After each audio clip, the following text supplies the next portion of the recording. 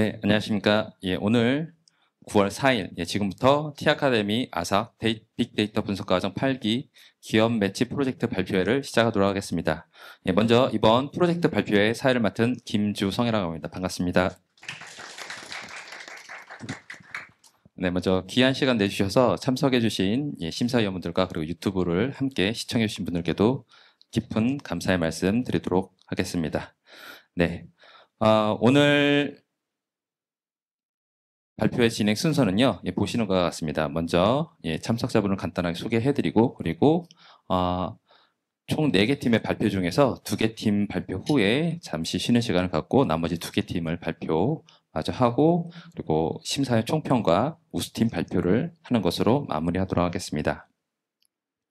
네, 저희 아삭과정 같은 경우는요, 총 6개월에 걸쳐서 진행이 됐습니다. 앞부분 전반부 3개월 정도는 데이터 분석에 필요한 여러 가지 언어와 그리고 데이터 분석 기술 그리고 머신러닝, 딥러닝에 대한 부분을 통해서 후반부 최종 프로젝트를 진행을 하는 형태로 구성이 되어 있고요. 총 940시간 동안 진행을 하면서 뒷부분 프로젝트에 대한 성과를 오늘 발표하는 시간을 갖도록 하겠습니다. 네, 오늘 평가 기준은 보시는 것 같습니다. 크게 협업 완성도 그리고 분석 역량을 기준으로 해서 각각 50점씩 배점을 해서 심사를 진행을 하도록 하겠습니다. 네, 다음으로 먼저 오늘 참석해주신 심사위원분들을 간단하게 소개를 해드리는 시간을 갖도록 하겠습니다. 먼저 MP웨이브의 송치성 엔지니어님이십니다. 박수 부탁드리겠습니다. 다음 SK실트론의 오석진 프로님이십니다. 마지막으로 신한카드 이일섭 엔지니어이십니다. 박수 부탁드립니다. 네. 말씀드린 것처럼 오늘 총 4개 팀의 발표가 진행이 되는데요. 발표 순서는 보시는 것 같고 각각 멘토링을 진행한 회사들은 OP.gg 그리고 한국신용데이터 그리고 SKAX, SK하이닉스 이렇게 총 4개의 기업과 매치가 되어서 프로젝트를 진행을 하였습니다. 그러면은 잠시 화면을 바꿔서 본 발표를 바로 시작을 하도록 하겠습니다. 안녕하세요. 기업 OPG의 멘토링을 받아 TFT 게임 데이터를 활용한 MCP 기반 챗봇 서비스 개발 프로젝트의 발표를 맡게 된 김문기입니다.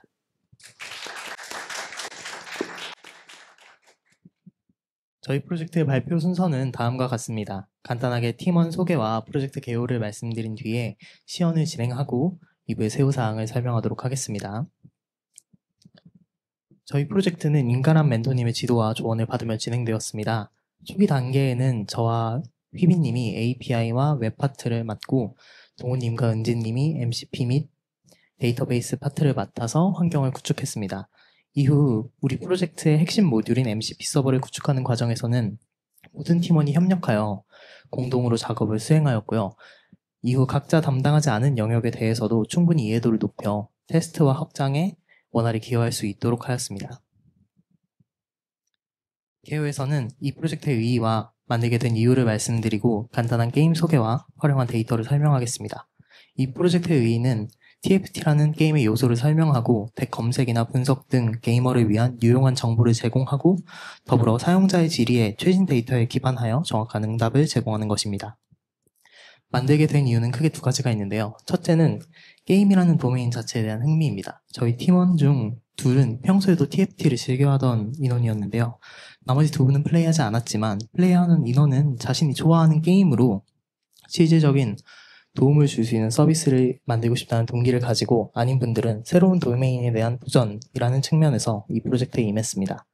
2번째는 AI 서비스를 처음부터 끝까지 직접 구축해보고 하자 하는 학습적 동기입니다. 단순한 모델을 사용하는 것을 넘어서 데이터 수집부터 가공, 서버 구축, API 연동, 사용자 인터페이스까지 AI 서비스의 전체 과정을 직접 경험하고자 했습니다. 이것은 TFT 인게임 화면인데요. TFT라는 게임이 생소한 분들을 위해 간단히 말씀드리겠습니다.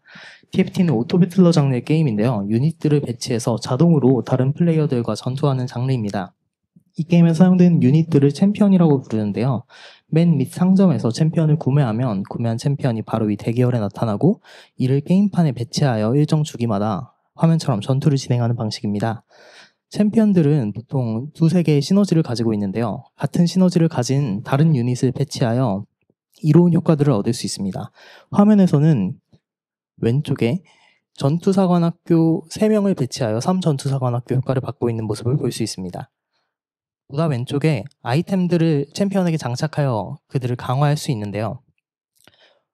조합 아이템들을 조합해서 완성 아이템을 만들거나 시너지를 강화할 수 있는 상징 아이템을 만들 수 있고, 그 외에도 찬나나 아이템이나 유물 아이템 등을 만들 수도 있습니다. 게임판에 배치한 챔피언이나 시너지의 조합을 덱이라고 말하는데요. 짜임새 있는 조합과 적절한 아이템 장착으로 강력한 덱을 만들어서 다른 플레이어와 전투에서 승리하는 것을 목표로 하는 게임입니다. 데이터는 OPGG TFT 실서비스에 사용되는 원천 데이터를 활용했습니다. 데이터는 중첩된 제이슨 구조로 이루어져 있었습니다. 오른쪽은 TFT OPG의 화면으로 똑같은 데이터를 활용해서 페이지를 구성한 것을 알 수 있었습니다. 이렇게 데이터가 제이슨 형태로 구성되어 있기 때문에 제이슨 형태를 원활히 담을 수 있는 DB가 필요했는데요. 포스트그레스 SQL을 활용해서 이후 피지 벡터를 확장한 다음에 제이슨 형태와 벡터를 모두 담을 수 있게 ETL 파이프라인을 구축하였고요. 게임이라는 특성상 계속해서 데이터를 최신화할 수 있게 갱신 ETL 파이프라인 또한 구축했습니다. 시연으로 넘어가서 보여드리겠습니다.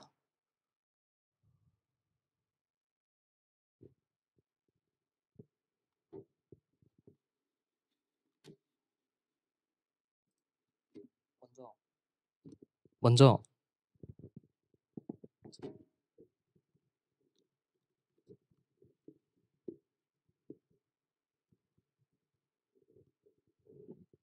챗봇과 상관없는 질문을 던졌을 때 어떻게 동작하는지를 보여드리겠습니다.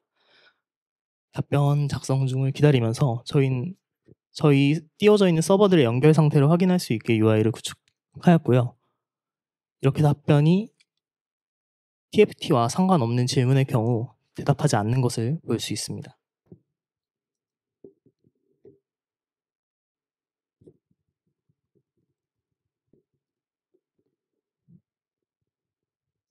TFT라는 게임의 목적이 강력한 덱을 구축해서 이기는 것인 만큼 승률 높은 덱을 알려줘 라는 질문을 던졌을 때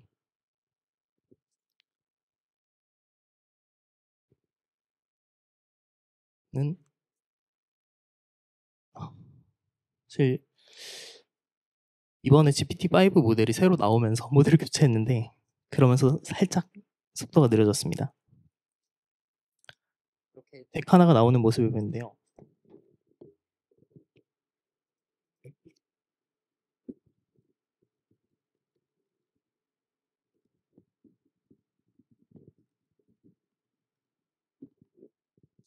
세션 기능을 활용해서 이전 질문을 기억하고 답변할 수 있도록 구성하였습니다.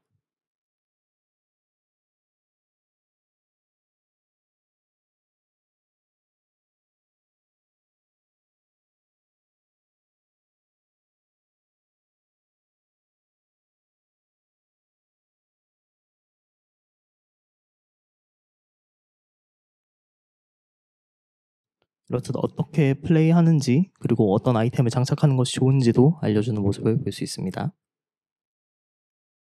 다시 왔군요. 다음은 아키텍처 구성과 동작 흐름을 설명드리겠습니다. A사 과정을 진행하면서 제가 자주 부딪히는 이슈 중에 하나는 서비스 간 의존성 충돌이 나타나는 것과 팀원들 간의 공통된 개발 환경을 구축하는 것이었습니다.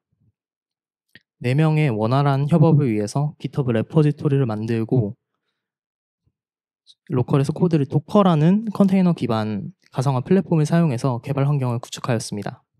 도커의 가장 큰 효과는 개발 환경의 통일인데요. 저희 로컬 환경에서 웹, API, MCP, DB를 각각 독립적인 컨테이너로 관리했습니다. 이를 통해 팀원 각자의 PC 운영체제나 설정에 관계없이 모두 동일한 환경에서 개발할 수 있었습니다. 제 컴퓨터에선 되는데 왜 안 되시죠? 라는 상황을 방지할 수 있었습니다.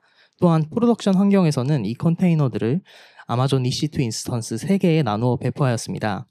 API와 웹은 같은 인스턴스에 있지만 다른 컨테이너로 동작하게 해서 마이크로 서비스 아키텍처를 구성했고요. 이 구조 덕분에 서비스별로 독립적인 배포와 롤백이 가능했고 특정 서비스에 문제가 발생하더라도 전체 시스템이 멈추지 않고 장애를 국소화할 수 있었습니다. 다음은 사용된 기술 스택을 설명드리면서 동작 흐름을 말씀드리겠습니다. 먼저 유저가 웹 UI에서 질문을 던집니다. 웹 UI는 스트림릿을 사용하였는데요. 이는 러닝 커브를 고려하여 가장 쉽고 간단하게 만들 수 있는 도구를 사용하게 되었습니다. 다음 API가 웹과 데이터를 주고받으면서 동시에 에이전트로서 LLM과 MCP 서버를 연결하게 됩니다. MCP 서버는 LLM에게 툴 리스트를 전달하고요. API 서버에는 패스트 API를 활용하였는데요. 파이썬 표준 타입 힌트에 기초한 웹 프레임워크로 사용 가능한 프레임워크 중 가장 빠른 축에 속하는 것입니다. 직관적이고 짧은 코드가 장점이고요. 에이전트는 LLM이 도구 데이터 지시문을 활용하여 스스로 작업을 수행하도록 만든 시스템입니다. MCP는 LLM 앱이 외부 데이터 툴을 표준 방식으로 연결할 수 있게 하는 프로토콜이고요. MCP는 LLM에게 외부 도구 목록을 전달하는 역할을 합니다. 예를 들어서 TFT 챔피언 정보를 알려줘 같은 사용자의 요청이 들어오면 MCP는 LLM에게 나 챔피언 정보를 조회할 수 있는 도구가 있어 라고 알려주는 역할을 하게 됩니다. 덕분에 LLM이 필요한 순간에 적절한 도구를 스스로 선택하여 사용자에게 답변을 제공하게 되고요. 저희는 LLM으로는 GPT를 활용하기로 정해서 올해 3월에 출시된 오픈AI 에이전트 SDK를 사용하여 시스템을 구축하였습니다. 또한 프로덕션에 더 적합하다고 알려진 패스트 MCP를 선택하여 LLM 앱이 외부 데이터와 도구를 표준화된 방식으로 연결할 수 있도록 하였습니다. 그 다음 에이전트가 앞서 말씀드린 대로 스스로 툴을 선택하고요. MCP 서버가 필요 시에 DB로부터 데이터를 조회합니다. DB는 원시 제이슨 구조인 원천 데이터를 제대로 잘 표현하기 위해 포스트그레스 SQL을 선택하였고요. 피지벡터 사용해서 벡터도 다룰 수 있게 확장하였습니다. 그 다음 신뢰성 있는 답변이 생성될 때까지 2번에서 4번까지의 과정을 반복하고 최종 답변을 생성합니다. 다음 API가 결과를 웹에 표시하고 사용자에게 최종 답변을 주게 됩니다. 다음은 저희가 프로젝트를 진행하면서 만난 이슈들과 해결 사례들을 말씀드리겠습니다. 먼저 부실한 툴 컨텍스트로 인한 LLM이 MCP 툴 오호출 이슈가 있습니다. 저희는 개발의 주된 작업이 MCP 툴을 어떤 걸 만드냐였는데요. 이렇게 도구를 막 만들어 놨는데 LLM이 도구를 제대로 못 고르는 경우가 왕왕 있었습니다. 마치 코스 요리를 먹을 때 나이프와 포크를 되게 비슷한 걸 여러 개 주잖아요. 그러면 언제 쓰는 포크인지 언제 쓰는 나이프인지 알아야 하는데 그걸 제대로 제공하지 못했던 거죠. 그래서 프롬프트 엔지니어링 가이드를 참고해서 명확한 지시사항과 멀티샷 예시를 제공해서 LLM의 툴 선택 성능을 보다 개선할 수 있었습니다. 다음 이슈는 로컬 테스트 환경 이슈인데요. 저희가 로컬에서 테스트할 때 MCP 서버의 빠른 개발을 위해서 기존에 사용하던 SSE 방식 대신에 스탠다드 IO 방식을 채택하여서 진행하였습니다. 이 방식은 서버가 정의되어 있는 스크립트를 클라이언트가 직접 실행시키는 방식인데요. 그러면 MCP 서버에서 로그가 찍히지 않는 문제가 있었습니다. 그래서 도중에 툴 오호출이 일어난다거나 아예 오류가 나는 경우에도 어디서 오류가 난지를 알 수가 없었습니다. 이를 해결하기 위해서 로깅의 파일 핸들러를 활용해서 로그 파일을 생성하고 이를 확인함으로써 로그가 어떤 것이 발생하였는지 보다 명확하게 알 수 있었습니다. 또한 MCP 인스펙터를 사용하여 각 툴이 제대로 동작하는지도 빠르게 확인할 수 있었는데요. MCP 인스펙터는 통신 방식을 선택하고 만든 툴들을 조회한 다음 선택하여 적절한 인자를 넣고 동작을 테스트해 볼 수 있었습니다. 이를 통해서 툴 실행 중에 오류가 났을 때 그 툴이 왜 오류가 났는지 에러 메시지를 확인하고 보다 쉽게 대응할 수 있었습니다. 처음에 저희 웹 UI는 최종 답변이 생성될 때까지 기다린 다음에 한 번에 올라오는 형태였는데요. 앞서 시연 때 보셨겠지만 답변 속도가 살짝은 느려서 사용자의 체감 응답 대기 시간이 정말 길어졌습니다. 특히 LLM이 긴 답변을 출력할 때는 정말 화몽차사도 같은 기분을 느낄 수 있었는데요. 그걸 좀 개선하고자 스트리밍 방식을 사용해서 토큰이 넘어오는 대로 출력하도록 바꿔서 진행하였습니다.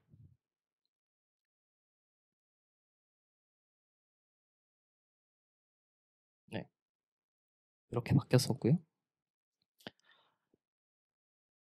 향후 계획을 말씀드리자면 저희가 유저 데이터를 건드리지 못해서 유저가 게임을 진행한 통계 데이터를 활용해서 보다 개인화된 질문을 던지고 싶습니다. 그렇게 해서 챗봇의 기능을 고도화하고 싶고요.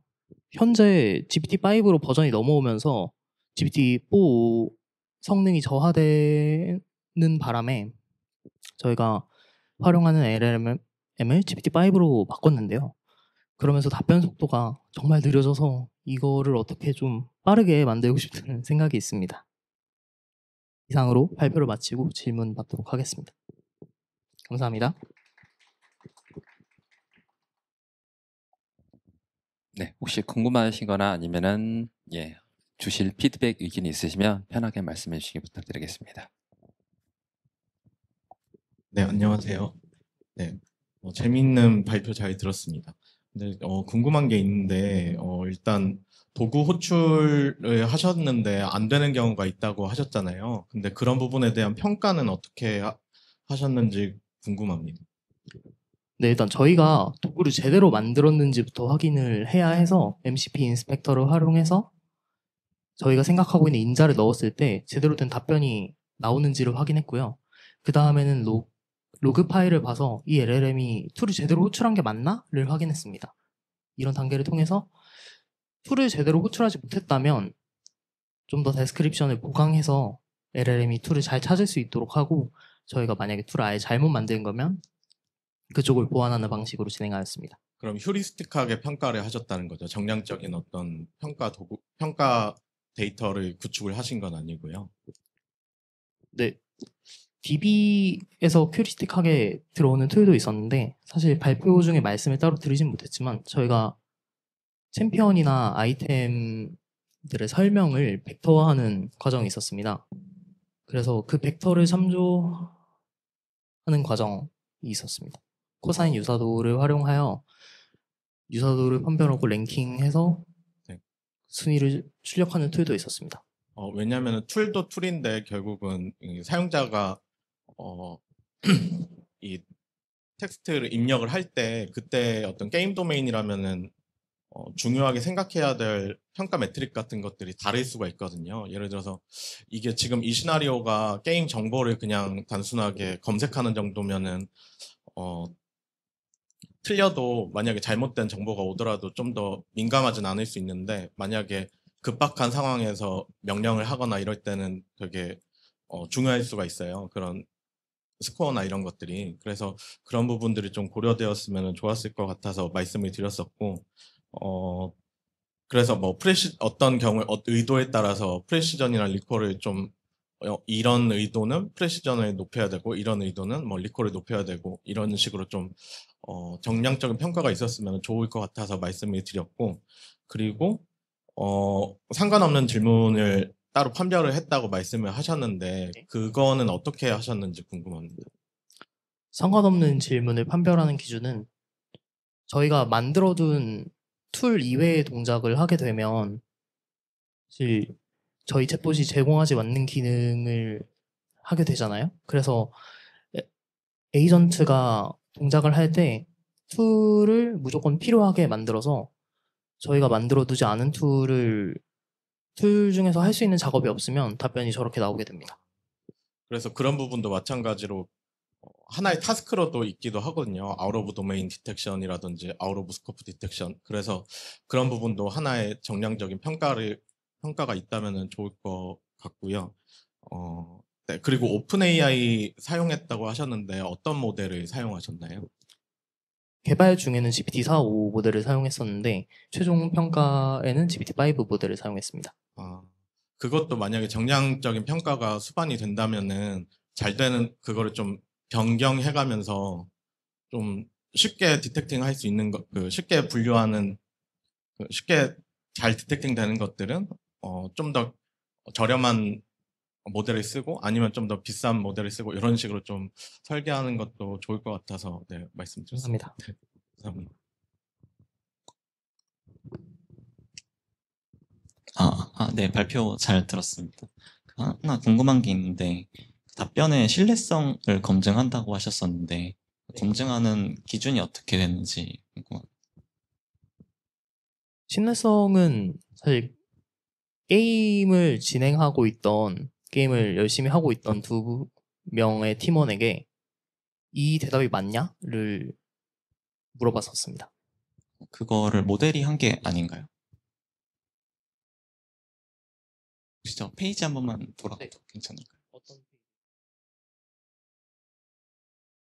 네, 여기서 4번이었던 거. 다음 페이지 한 번만. 네. 네. 이 반복한 때 언제 스탑하는지는 어떤 기준으로 정하셨던 건지.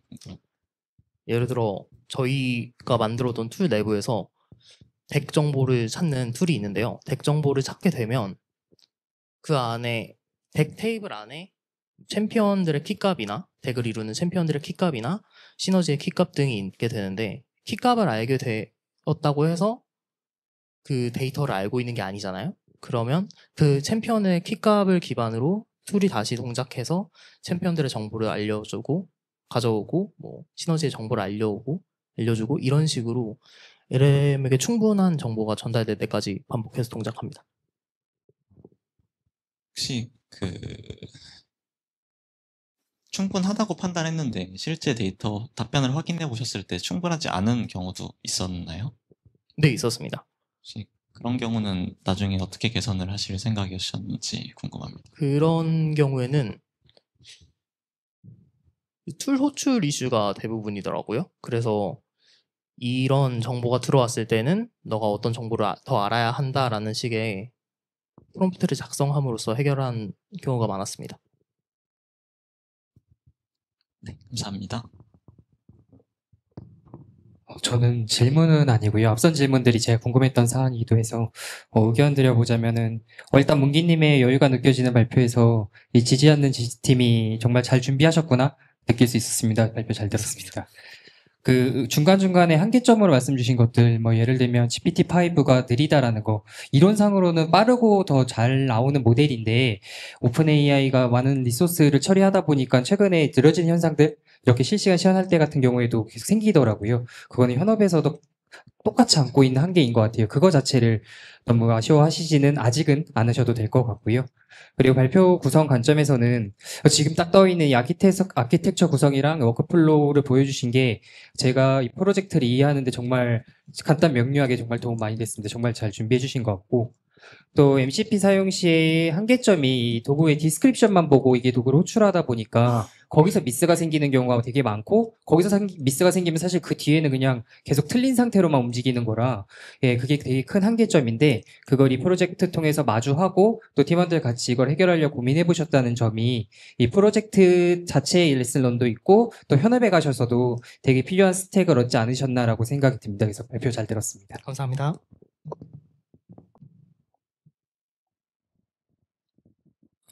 네, 그럼 이것으로 첫 번째 발표 마치도록 하고요. 그러면 잠시 화면 바꿔서 두 번째 발표 계속 시작을 하도록 하겠습니다. 네, 저는 프랜차이즈 융복합 데이터를 활용한 인공지능 시스템 개발을 주제로 한 프로젝트 발표자 변우중이라고 합니다. 네, 저희 프랜차이즈 AI 요약 보고서 프로젝트를 진행했는데 왼쪽 그림과 같이 되게 귀여운 달걀 프라이가 저희 서비스 로고입니다. 네, 팀원 소개해드리겠습니다. 저희는 프랜차이즈 로고를 반영한 사진을 만들어봤습니다. 이상열 멘토님을 필두로 4명의 멘티가 프로젝트를 진행했고 2명의 멘티는 중도 취업해서 EDA나 뭐 벡터 임베딩 리서치 정도 이후부터는 저와 오정훈 멘티와 같이 진행했습니다. 네, 목차는 다음과 같고요. 프로젝트 배경입니다. 네, 가맹본부 브랜드 수 증가세는 둔화되고 있지만 프랜차이즈 시장은 커지고 있는 추세입니다. 평균 매출은 전년 대비 증가했지만 고물가 고금리에 따른 폐업과 브랜드 등록 취소가 발생하므로 내실 있는 창업 브랜드 선택이 굉장히 필수적입니다. 기존 서비스 중에서 기존 프랜차이즈 탐색, 비교, 그리고 상권 분석 등 다양한 부분에서 지원하는 마이프차 서비스를 살펴보겠습니다. 네, 상권 분석 기반한 요약 보고서를 제공하고는 있지만 창업자 맞춤형 추천이나 제안이 좀 부족한 부분이 있습니다. 그리고 인사이트 측면에서도 조금은 아쉬운 부분이 있었습니다. 네, 다음 사진은 프랜차이즈 창업 박람회를 다녀온 사진입니다. 네, 창업자가 필요한 데이터가 무엇이 있는지 직접 확인하고자 갔습니다. 이때 공정거래위원회 인턴분들과 직접 브랜드 선택 시 체크리스트에 관련한 인터뷰를 했습니다. 네, 저희가 전체적으로 프랜차이즈 브랜드를 돌아다녀봤을 때 40대에서 50대를 주로 이뤘으며 프랜차이즈 측에서는 창업 초기에 필요한 지원들을 어필하고 있었습니다. 그리고 브랜드만의 강점을 어필하면서 수많은 브랜드 중에 자신들의 차별점을 이야기하고 있었습니다. 네, 그래서 이러한 배경 속에서 이와 같이 저희는 목표를 잡았습니다. 다양한 출처의 데이터를 통합하여 프랜차이즈 예비 창업자에게 브랜드 추천 및 AI 요약 보고서를 제공하자는 목표를 잡고 맞춤형 브랜드 추천과 컨설팅 반복력 기반 데이터 분석이라는 핵심 가치를 가지고 프로젝트를 시작했습니다. 네. 다음은 분석 환경 및 기술 스택인데 저희는 데이터브릭스에서 모든 코드 작업을 진행했고 그렇게 기터브와 연동을 했고 그리고 기터브와 슬랙을 연동을 하면서 저희는 프로젝트 관리를 했습니다. 대부분 코드 작업은 파이스파크로 진행했습니다. 네, 데이터 수집입니다. 저희는 보여지듯이 5곳에서 데이터를 가져왔고요. 잠시 살펴보면 저희 공정거래위원회 중심으로 데이터를 구축했습니다. 배민 외식업 광장과 그리고 마이프차는 텍스트 부분들을 참고하고자 데이터를 수집했고 행정안전부는 사업장 영업 정보나 사업장 위치나 면적 이런 부분들을 가져오기 위해서 데이터를 수집했고 그리고 한국부동산원 같은 경우에는 상권 그리고 단위 면적당 월 임대료 같은 부분들을 수집하고자 데이터를 가져왔습니다. 네, 이 부분은 공정거래위원회 데이터 부분인데요.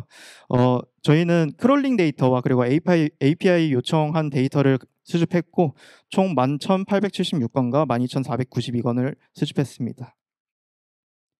네, 다음은 배민 외식업 광장 데이터입니다. 그리고 마이포차도 있는데 이 두 데이터 같은 경우에는 브랜드 담당자가 직접 작성한 내용들이 존재합니다. 이 부분들을 활용하면 좀 더 AI 요약 보고서에 잘 녹여서 들어가지 않을까 해서 데이터를 가져왔습니다. 네, 저희는 메달리언 아키텍처 방식으로 데이터를 관리했습니다. 브론즈 단계에서는 데이터를 있는 그대로 가져온 후 그리고 실버 단계에서는 그 데이터를 점점 정제를 거치면서 실제 서비스에서 제공하기 위한 이도성을 갖는 골드 단계의 데이터가 되도록 설계하도록 했습니다. 네, 저희 데이터를 직접 보여드리면 공정위에서 데이터를 가져온 부분인데 왼쪽 그림과 같이 브론즈 단계에서는 굉장히 로우한 데이터를 그대로 넣었고요. 그렇게 섹션을 나누거나 혹은 플래튼을 진행하면서 실버 단계의 정제를 거치고 그리고 저희 분석 목적에 따라서 테이블을 결합하면서 골드 단계의 테이블을 구성했습니다. 네, 다음은 분석 테이블 통합 부분인데요. 흩어져 있는 데이터들을 하나의 키로 모두 연결하고자 했습니다. 이때 특히 마이프차와 배민 외식업 광장 데이터는 저희 브랜드 담당자가 직접 입력한 부분들이 있기 때문에 그 부분들을 가져오고자 결합하는 그 과정이 중요했습니다.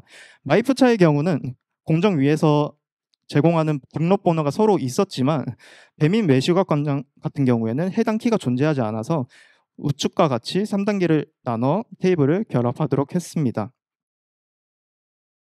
네, 두 번째 분석 테이블 통합 부분인데요. 이 부분이 굉장히 메인이 되는 부분이었습니다. 행정안전부 데이터는 브랜드별 점포 면적을 보거나 폐업률을 보고 싶어서 결합하고자 했는데 특히 공정위는 브랜드 중심입니다. 이렇게 투썸플레이스나 홍콩반점 0410처럼 이런 브랜드명 중심으로 되어 있었고 그리고 행정안전부 데이터는 사업장명 브랜드들 중심이었기 때문에 이 부분들을 매칭하는 게 굉장한 큰 태스크였습니다. 그래서 미션은 저희는 브랜드 공정위 등록번호를 그 행정안전부 데이터에 붙여주는 거였습니다. 그래서 매칭을 하는 방법에 대해서 설명을 드리면 저희는 정확도를 높이는 것을 가장 중요시 여겼습니다. 이때 그렇기 때문에 보수적으로 매칭을 하도록 했었고, 그리고 최대한 매칭이 되는 부분들을 늘리기 위해서 단계적으로 계속 진행을 했습니다. 총 4개의 스텝으로 진행하였는데 브랜드명이 유일하고 유일하지 않는 것을 미리 나눴는데, 유일하지 않는다는 얘기는 좀 오른쪽 그림과 같이 짬뽕타운이라는 브랜드명이 2개가 있습니다. 이 부분은 사실 본사 상호가 다릅니다. 그래서 서로 다른 브랜드명인데 이 부분들도 매칭을 하기 위해서 이렇게 단계를 나누게 되었습니다. 그리고 스텝 1, 2를 거치고 스텝 3에서는 매뉴얼 모델을 학습하면서 그렇게 매칭을 했고요. 네, 자세한 부분은 여기서 설명드리도록 하겠습니다. 스텝 1, 2는 정규와 규칙 기반 매칭입니다. 띄어쓰기나 괄호 제거나 소문자와 그리고 공백 제거하는 부분들을 기반으로 매칭을 했고요. 그리고 스텝 3는 1, 2에서 매칭되지 않는 부분들을 매칭하기 위해서 3를 진행을 했습니다. 모델은 XG 부스터로 선정했고, 그리고 데이터셋은 네거티브 샘플링 방식으로 구축했습니다. 이때 긍정쌍은 사실 스텝 1과 2는 굉장히 보수적으로 매칭했기 때문에 그렇게 매칭된 브랜드 명과 그리고 사업장 명을 쌍으로 이어서 긍정쌍을 구성했고요.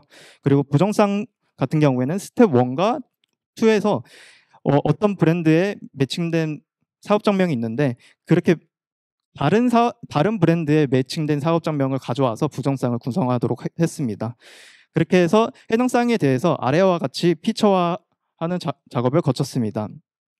네, 이때 피처화 할 때 저희는 글자가, 그러니까 브랜드명과 사업장명에서 글자가 얼마나 많이 매칭되는지, 그리고 순서 있게 매칭되는지가 좀 중요하다고 판단을 해서 그러한 부분들을 잘 녹여서 피처화하였습니다.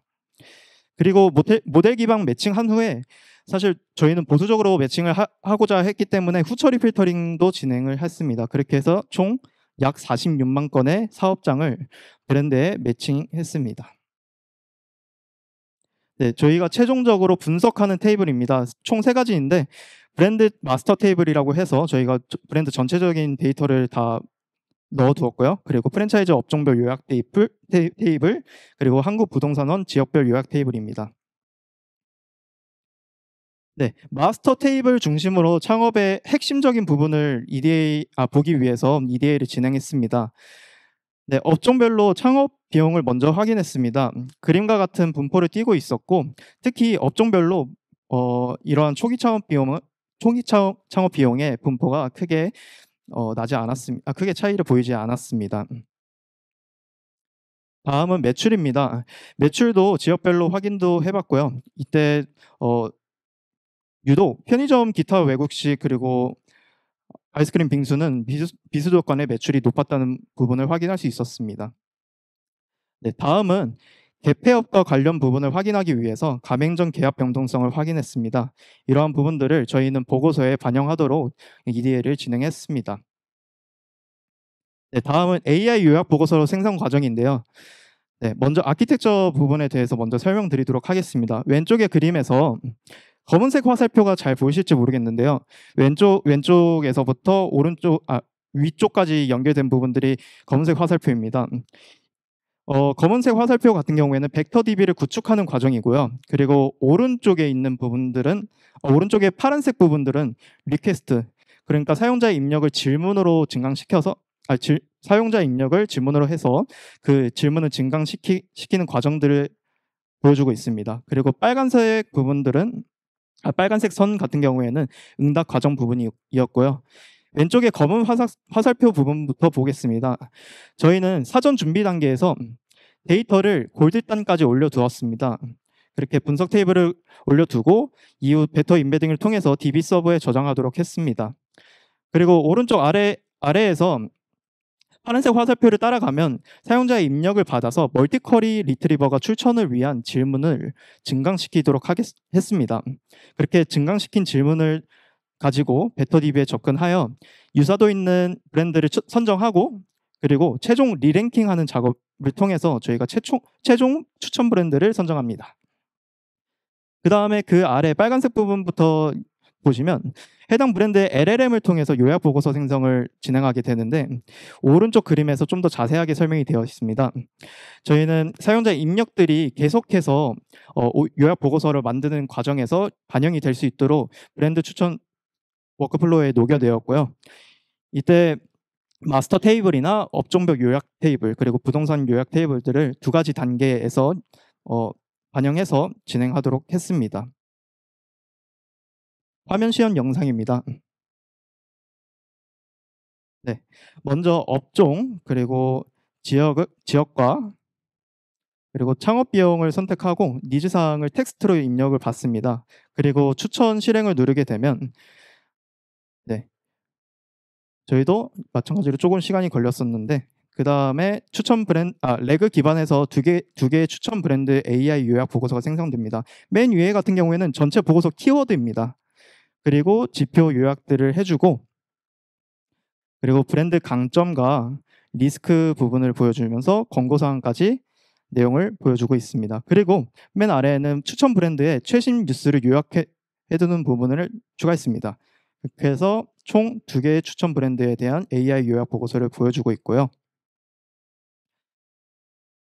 네, 그리고 뉴스 부분은 URL이 걸려 있어서 이렇게 들어가게 되면 최신 뉴스를 살펴볼 수 있게 됩니다. 이 프론트나 백엔드 부분은 저희 오장훈 멘티가 했습니다.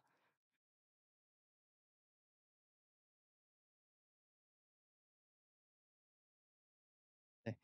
본 프로젝트에서는 벡터 DB 선정에서 중요한 부분은 저희 메타 필터링이 가능하고 그리고 속도가 빠른 것을 선택하는 것이었습니다. 네, 업종이나 지역이나 창업 비용에 대한 사용자 입력값들을 바탕으로 빠르게 브랜드를 필터링한 후 그 다음에 니즈 사항이라는 그 텍스트를 가지고 유사한 브랜드를 빠르게 찾아오는 것을 목표로 했습니다. 그렇게 해서 저희는 큐드런트라는 벡터 DB를 선정하게 되었습니다. 네, 다음은 인베딩 모델인데요. 인베딩 모델은 저희는 한국어 특화된 모델을 사용하는 것이 좋다고 판단이 되어서 멀티링구얼 E5 베이스 모델을 선택했습니다.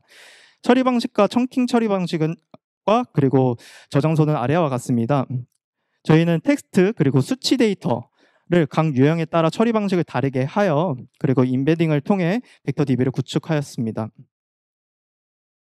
네, 리트리버입니다. 네, 리트리버 선정에 있어서 저희 데이터에서 브랜드 소개 그리고 창업 지원 등의 텍스트 데이터들이 많습니다.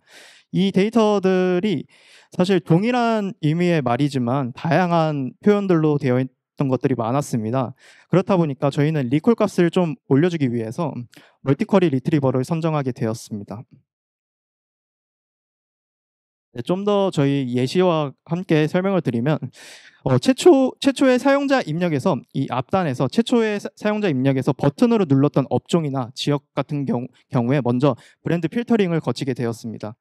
그렇게 한 후 이후에 본 장표에서 확인할 수 있듯이 니즈상으로만 저희는 레그 기반 브랜드 선정하도록 짜보았습니다. 이때 사용자가 입력한 니즈 사항을 LLM이 질문 3개를 증강시키며 그리고 해당 질문에 대한 유사도가 있는 응답을 50건씩 뽑아도록 하게 했습니다.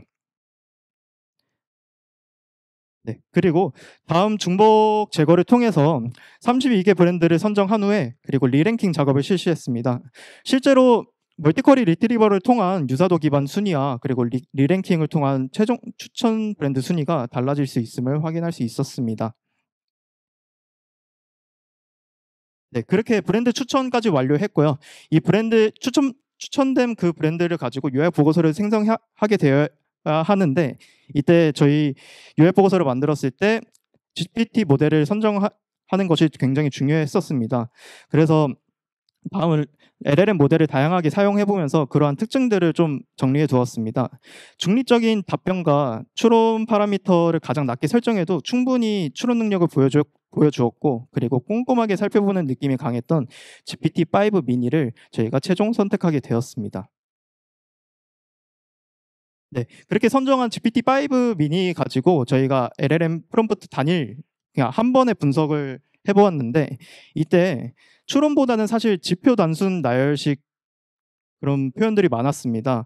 이때 그런 지표를 그냥 나열하고 그냥 문장으로 단순히 연결한 부분들이 많았는데 그러면 저희가 이 부분들은 어떻게 하면 좋을까 생각을 했을 때 단계적 분석을 좀 도입하는 것이 좋을 것 같다라는 생각을 했습니다. 그리고 사용자에게 좀 더 풍부한 양질의 정보를 제공하고자 저희는 컨설팅 반복론을 도입했습니다.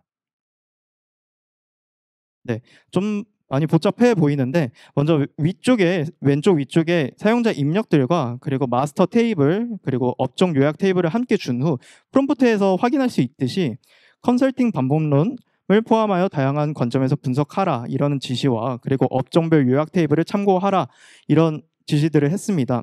그래서 오른쪽 결과와 같이 파란색으로 표시되어 있는 업종 중하위권 포지션이라고 써져 있는데 이 부분 같은 경우에는 업종별 요약 테이블을 참고하여 결과가 나왔습니다. 그리고 그 아래 갈색으로 표시되어 있는 부분들은 저희 1차 지표 분석 결과 제이슨을 2차로 넘겨주게 되는데 이 부분을 이용해서 분석 결과가 나오는데 이따가 보이도록 하겠습니다. 네, 2차 요약 보고서 생성입니다. 저희가 1차에서 지표 분석한 결과를 가지고 그대로 2차 요약 보고서에 같이 넣어줘 왔습니다. 그래서 프랜차이즈 마스터 테이블이나 부동산원 데이터도 같이 합쳐서 LLM에게 던져 주었고요. 이때 프롬프트 주요 내용은 아래와 같습니다. 네, 특히 오른쪽 결과에서 확인할 수 있듯이 특히 브랜드 강점 부분에서 1차 분석 결과에서 참고한 부분을 확인할 수 있습니다. 이외에 브랜드 리스크나 창업 시 권고사항, 그리고 키워드 요약 등을 결과값으로 가지게 했습니다. 추가적으로 저희는 사용자 맞춤형으로 상권, 그리고 층수, 혹은 상권과 상가 규모에 따른 임대료를 추천하도록 했습니다. 이때 PPT에 확인할 수 있듯이 월 임대료와 임대보증금 계산은 다음과 같이 하였습니다. 네, 다음은 저희가 지금까지 요약 보고서에서는 1차, 2차 분석까지 해서 마무리가 되었는데 브랜드의 최신 뉴스 요약도 추가하도록 했습니다. 현재 데이터는 사실 프랜차이즈 측면에서 입력한 데이터들입니다. 그리고 최신 데이터가 반영되지 않는 부분들이 있었기 때문에 제3자가 작성한 내용을 확인하게끔 그 사용자들에게 정보를 제공하면 어떨까라는 생각으로 뉴스 요약도 넣었습니다. 이때 네이버 API를 이용했고요. 그리고 브랜드명을 검색으로 기사를 모두 가져온 후에 그리고 해당 브랜드에 관련된 기사만 필터링하는 작업을 했습니다. 이후에 개별 뉴스 요약과 전체 뉴스 요약을 하도록 했습니다. 네, 지금까지 요약 보고서를 만들었고요. 그리고 결론 및 회고에 대해서 말씀드리도록 하겠습니다. 저희 AI 요약 보고서 생성 프로젝트 요약은 크게 세 가지로 나눌 수 있습니다. 데이터를 수집하고 그리고 분석한 후에 그리고 레그 개발을 하고 그다음에 AI 보고서 생성 혹은 뉴스 요약 프롬프트 엔지니어링 이 부분에 대해서 총 세 가지 부분에 대해서 프로젝트를 요약할 수 있습니다. 네, 아쉬운 점부터 먼저 말씀을 드리면 저희가 사실 팀원 변동이 있으면서 초기 기획했던 부분들을 실행하지 못한 부분들이 많습니다. 그리고 또 데이터가 공란이 있거나 의미가 없는 값으로 기재된 부분들이 있어서 이러한 점들이 아쉬웠던 부분들이 있었습니다. 근데 개선점 같은 경우에는 저희가 평가지표 구축과 그리고 최신 뉴스 기반 지표 해석에 있습니다. 레그 기반 브랜드 추천과 그리고 LLM 요약 보고서 생성할 때 저희가 평가지표를 구축하고자 계획을 했었는데 체계적인 지표 구축을 하지 못하였고 실제로 저희는 눈으로 직접 확인을 한다거나 LLM에게 단순 확인하는 방식으로만 진행을 했습니다. 저희 팀원 변동으로 인해서 저희가 빠르게 구현을 하는 게 더 먼저일 거라고 생각을 해서 그런 식으로 진행이 되었고요. 이러한 부분들을 좀 개선하면 좀 더 좋은 서비스가 되지 않을까 생각이 듭니다. 그리고 최신 뉴스 요약 같은 경우에는 지금은 최신 뉴스 요약을 따로 주게 됩니다. 이게 요약 보고서에 같이 녹여 들어가면 어떠할까 이러한 의견도 있었습니다. 그리고 기대 효과입니다. 저희는 기존 서비스들에서 부족했던 프랜차이즈 예비 창업들에게 맞춤형 서비스를 좀 더 고도화했다는 점에서 기대 효과를 가집니다. 네, 이상입니다. 감사합니다. 네, 질문이나 의견 있으시면 네, 말씀 부탁드리겠습니다. 네, 발표 잘 들었고요.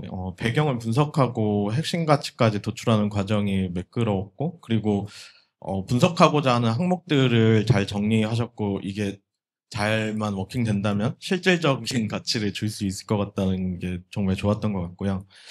그리고 특히 서로 다른 소스에서의 이렇게 정형화되어 있지 않은 텍스트 같은 데이터들, 그 반정형화된 데이터들이나 이런 비정형 데이터들 되게 통합이 어려운데 되게 좋은 경험 되셨을 것 같고요. 근데 그 발표하신 내용 중에서 그 기업들 매칭하는 거 있잖아요. 그 노멀라이즈하고 매칭하는 과정에서 네. 일반적으로는 지금 그 XGBoost 쓰셔가지고 모델 기반으로 매칭을 하셨다고 하셨는데, 일반적으로는 보통 에딧 디스턴스 같은 걸 많이 활용하기는 하거든요. 근데 왜 트리 기반 모델까지 사용하셨는지가 궁금하고요. 그럼에도 불구하고 안 되는 게 있었는지 또 궁금합니다. 우선은 제가 지금 그때 당시에 테이블을 결합해야 된다는 부분들을 인식하게 되었을 때 기존에 많이 사용했던 그 트리 기반 모델을 먼저 사용하려고 했었습니다. 그리고 다른 추가적인 모델을 탐색하진 못했었는데 저희가 데이터브리스 환경에서는 사실 XGBooster가 가장 그 최적화가 잘 되어 있어서, 그래서 멘토님과 의견을 나누면서 XGBooster로 그냥 최종 선정하게 되었습니다. 그 성능적인 부분들은 거의 다 비슷하게 나왔었습니다. 제가 말씀드리는 부분은 네.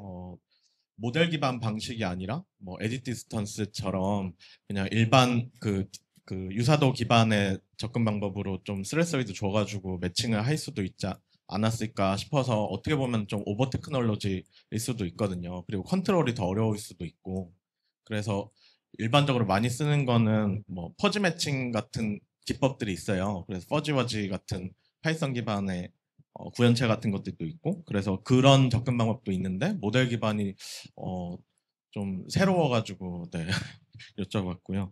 그리고 또 LLM 쓰셔가지고 분석 리포팅까지 하셨는데, 제가 우려되는 거는 분석도 굉장히 잘 하셨는데 모델별로, 근데 할루시네이션이 굉장히 좀 간간이 많이 있을 것 같거든요. 특히 수치적인 부분에서 아까 뭐 다른 소스에서 가지고 왔으면은 단위 같은 것도 많이 다르고, 날짜 같은 경우도 어떤 거는 월 단위고 어떤 건 일 단위고 어떤 건 주 단위고 이러면은 비교 같은 게 어려울 수가 있거든요.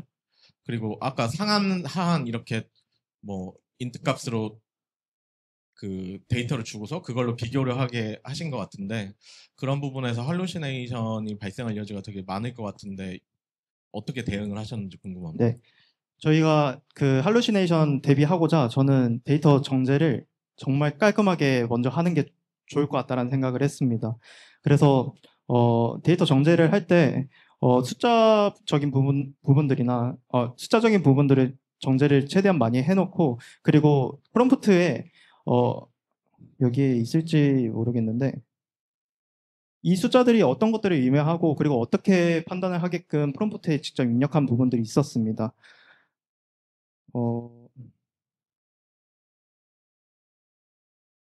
네, 여기 부분에서는 설명이 안 돼 있는 것 같은데, 그리고 실제로 저희가 한 번 돌릴 때마다 계속 데이터를 직접 확인해 봤었는데 할루시네이션은 거의 없었고요. 그리고 GPT 모델에서 잠시만요.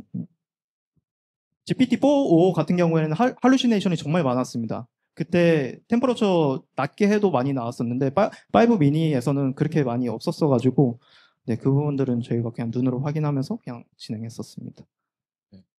제가 조언드리고 싶은 거는, 일단 할루시네이션이 저 데이터만 봤을 때 매끄럽지만 실제로 논리적인 연산을 하잖아요. 특히 저기서 뭐 이상이냐 미만이냐 초과냐 이런 식의 어떤 프롬프트가 들어간다든지 그러면은 더 안 되는 경우가 종종 있거든요. 그래서 논리적인 부분에 대해서도 조금 한번 검토해 보시면 좋을 것 같아가지고. 네, 감사합니다. 됐습니다. 네, 이상입니다. 감사합니다. 감사합니다. 네, 감사합니다. 발표 잘 들었습니다. 하나 여쭤보고 싶었던 게 있는데, 아까 리트리브 성능 측정하실 때 벤치마크가 없어서 못 하셨다고 해주셨는데, 혹시 속도 같은 거는 측정을 해보셨을까요? 멀티쿼리로 하셨던 거랑 단일 쿼리로 한 거랑. 속도 부분들은 저희가 직접 했을 때 처음에는 제가 담당했던 부분은 아니고 그냥 얘기를 들었을 때 처음에는 저희가 속도가 굉장히 느렸다. 원래 벡터 그렇게 가져왔을 때 한 2분 30초 정도 걸렸었는데 뭐 어떤 부분을 수정했더니 30초로 줄였다고는 얘기를 들었었는데 그 자세한 부분은 얘기를 듣지 못했습니다. 아, 네네. 인베딩 기반으로 서치를 하면, 리트리브를 하면은 더 빨랐을 것 같은데, 그런 트레이드오프가 있음에도 선택을 하셨던 게 직접 데이터를 보셨을 때도 눈에 띄게 좋아지는 부분이 있어서 멀티쿼리 방식을 선택을 하셨던 건가요? 네, 저희 데이터가 사실 멀티쿼리를 했던 이유는 텍스트 데이터에서 굉장히 비슷한 표현인데 너무 좀 다르게 표현된 것들이 너무 많아서 이 부분을 좀 잡아가는 게 좋을 것 같다는 생각을 했었습니다. 사실 저희 텍스트 데이터도 많기는 했지만 실질적으로 전체적으로 봤을 때는 충분히 이렇게 멀티쿼리 리트리버를 했을 때 브랜드 추천을 레그 기반에서 이렇게 잘 가져올 수 있을 거라는 생각을 했었기 때문에 이렇게 선택을 하게 되었습니다. 감사합니다. 저도 아까 테이블 매칭하실 때 필드가 다른 데이터들을 이렇게 꼼꼼하게 보셨던 거가 나중에 가셔도 되게 도움이 많이 되실 것 같습니다. 네, 감사합니다. 감사합니다. 네. 일단 작은 이야기부터 하자면 프랜차이즈 창업 박람회 다녀오신 거 너무 감동적이었습니다. 그 오장훈님께서는 박람회 인터뷰부터 백이랑 프론트에 큰 기여하셨다고 했고 발표자님 우중님은 거의 뭐 전문 프레젠터셨는데 두 분의 맨파워가 느껴지는 정말 좋은 발표 잘 들었고요. 앞서 위원님 언급 주셨듯이 데이터 수집 4개의 다른 소스에서 이걸 결합하는 게 정말 큰일인데 제가 속한 카드사처럼 물리적 기반이 있는데도 그렇고 아니면 어쩌면 모든 도메인에서 이 분석가들한테 가장 중요하고 필요로 하는 그 경험인데 그걸 좋은 스택도 쌓으셨다라고 느껴졌습니다. 제가 드리고 싶은 질문은 저도 현업에서 AI로 서비스를 만들다 보면 이 점점 더 많은 걸 사용자한테 제공하고 싶은 욕심에 좀 빠지게 되거든요. 왜냐하면 좋은 데이터로 이걸 굉장히 잘 증강시켜 주기 때문에요. 지금 만드신 서비스도 굉장히 많은 정보를 담고 있는데 사실 저희가 프랜차이즈 창업을 준비하시는 분들이 저희처럼 모든 환경에서 리터러시가 좀 더 수월하시지 않을 수도 있잖아요. 이거 관련해서 고민해 보신 것도 있는지 여쭙고 싶습니다. 사실 LLM에게 모든 것을 맡기기에는 조금은 이게 추천이다 보니까 조금 조심스러운 부분들이 있었습니다.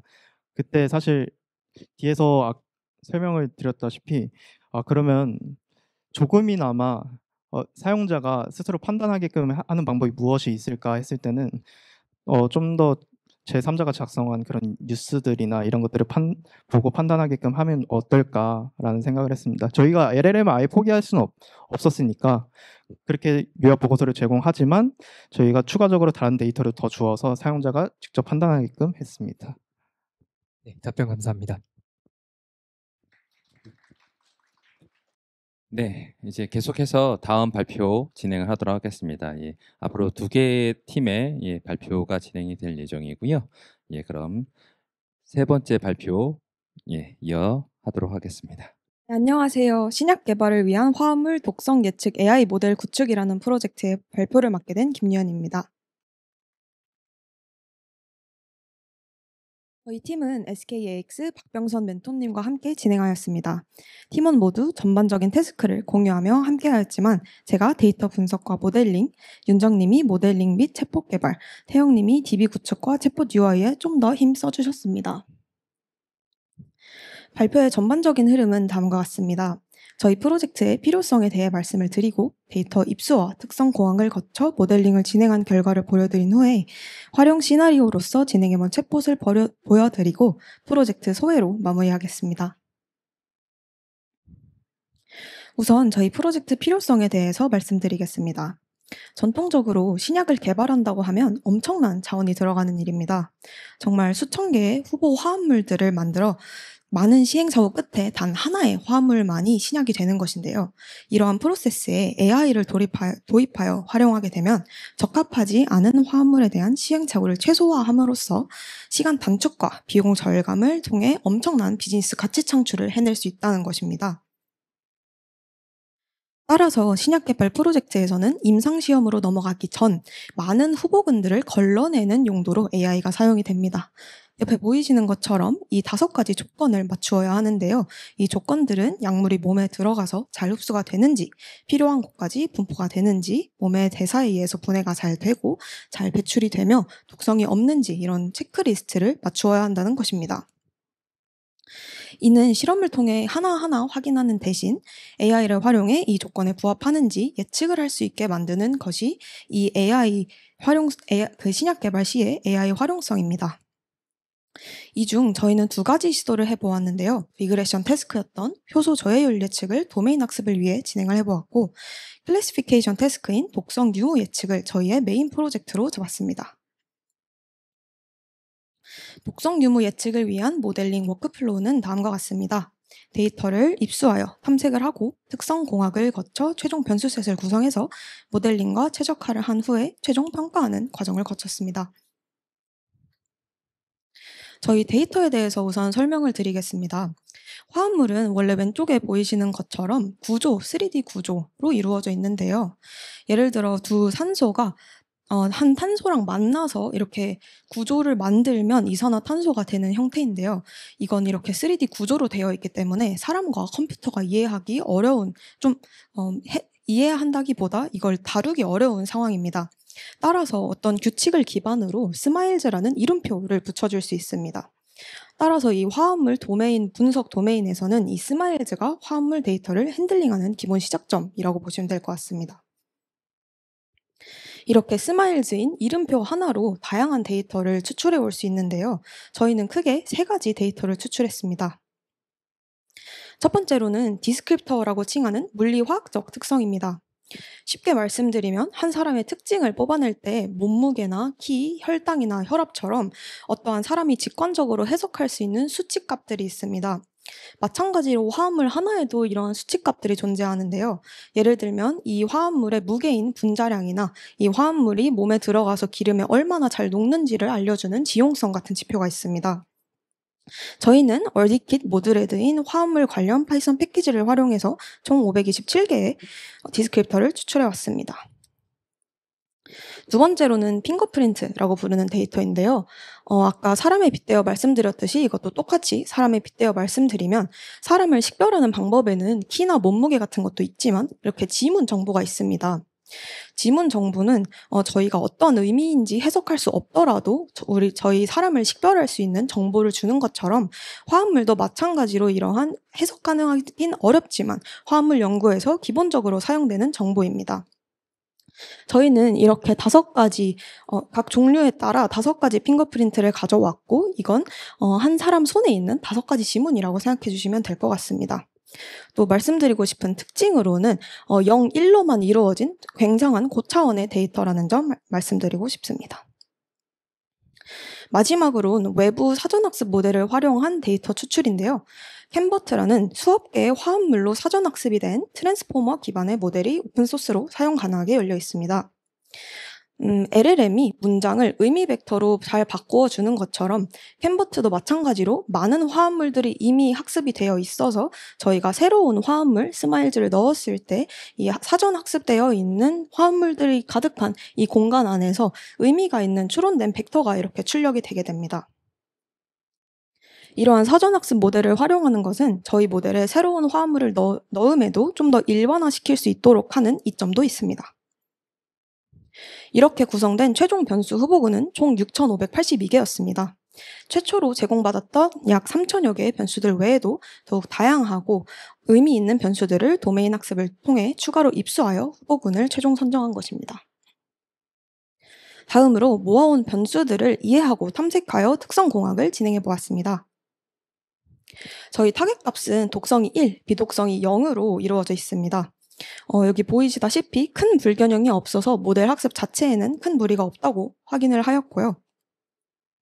디스크립터 변수들도 탐색을 진행하였습니다. 독성, 비독성 간 각 변수의 분포 차이를 확인을 해봤을 때 특정 물리 화학적 특성들이 뚜렷한 차이가 존재함을 확인하였습니다. 예를 들면 지용성이 더 높다면 좀 더 독성일 경향이 높다거나 분자 표면적이 더 낮으면 독성 영향이 높은 이러한 예시들을 볼 수 있었습니다. 핑거프린트도 좀 더 깊게 탐색을 해보았습니다. 아까 말씀드린 것처럼 엄청나게 고차원의 0, 1로만 이루어진 비트입니다. 그래서 1을 이렇게 활성화되어 있다, 불이 켜져 있다라고 이해해 주시면 될 것 같은데요. 그렇게 이 전체 핑거프린트 내에서 1이 켜져 있는 비율, 얼마나 활성화되어 있는지에 대한 정보를 정보 밀도로 생각을 해보았습니다. 이렇게 각 핑거프린트 종류별로 정보 밀도를 계산해서 평균값을 본 결과 이렇게 각각 정말 다른 정보 밀도로 들어가 있다는 걸 알 수 있었습니다. 따라서 저희가 가져온 핑거프린트들이 개념적으로만 다른 것이 아니고 갖고 있는 정보를 보여주는 방식에도 좀 차이가 있다는 걸 알 수 있었습니다. 하지만 저희 데이터셋의 가장 큰 특징은 엄청나게 컬럼 개수가 많았다는 것이었는데요.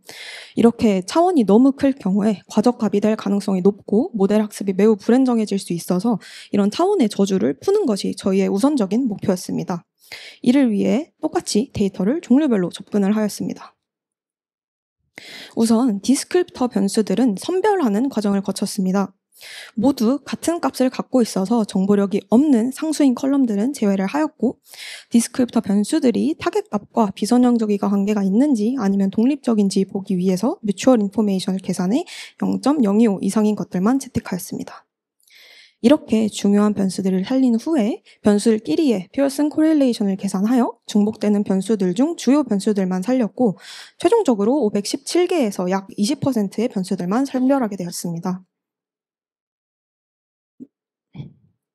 그 다음 핑거프린트도 비슷한 과정을 거쳤습니다.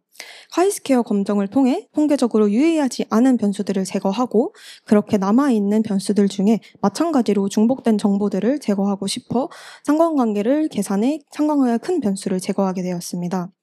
그렇게 한 절반 정도의 피처셋들로 줄었는데요.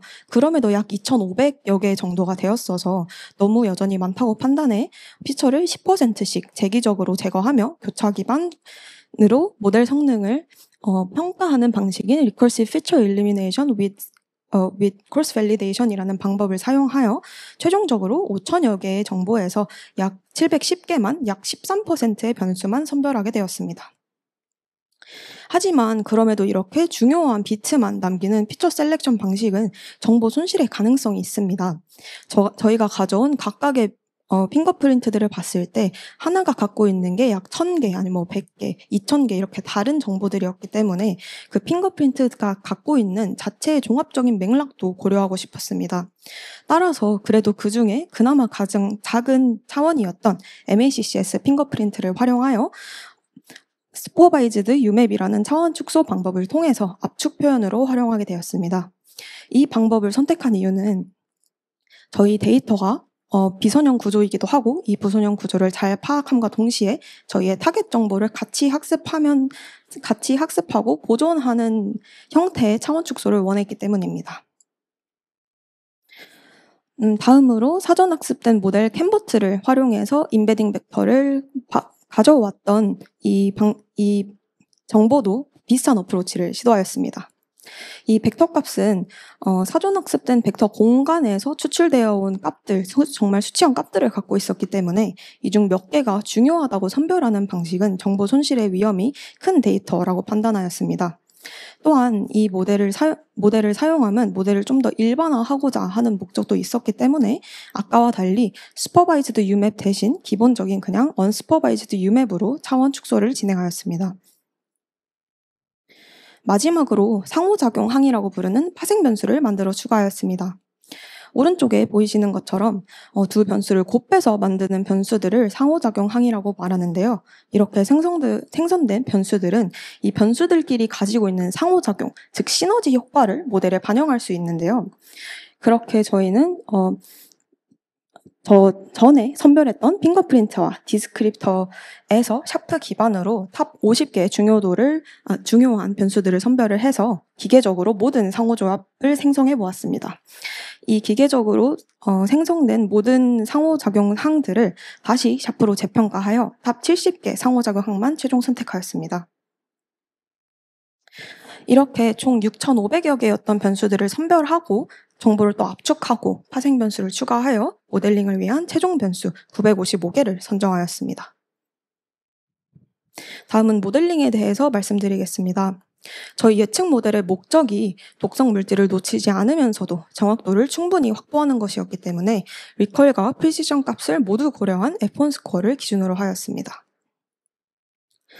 또한 많은 화합물을 가지고 독성을 예측한다는 것은 선형적이기보다는 비선형적인 특성이 크다고 판단하여 비선형적인 모델군을 중심으로 사용할 후보 모델들을 선정하였습니다.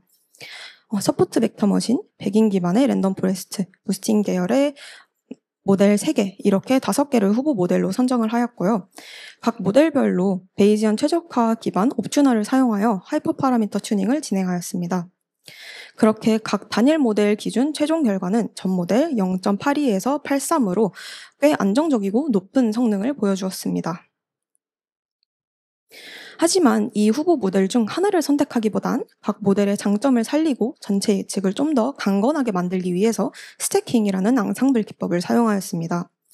그림에 보이시는 것처럼 5폴드 교차 검증을 기반으로 홀드아웃 셋을 남겨두고 각 모델을 학습시켜서 그 홀드아웃 폴드로 새로운 예측값을 만들어 저 메타 러너를 위한 새로운 트레인 셋을 만들어서 메타 러너를 학습시키는 방식으로 진행하였습니다.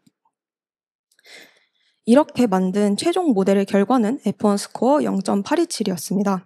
사실 이 과제는 SK 사내에서 데이터 분석과 양성을 위해 진행됐던 대회랑 같은 세팅에서 진행을 했던 것인데요.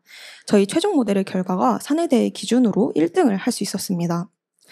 저희 생각으로는 다른 팀들과 달리 도메인 학습을 좀 더 깊게 진행해서 외부 데이터를 적절히 사용하고 파생 변수들을 제대로 활용했던 것이 저희의 메인 키가 아니었나 생각이 듭니다.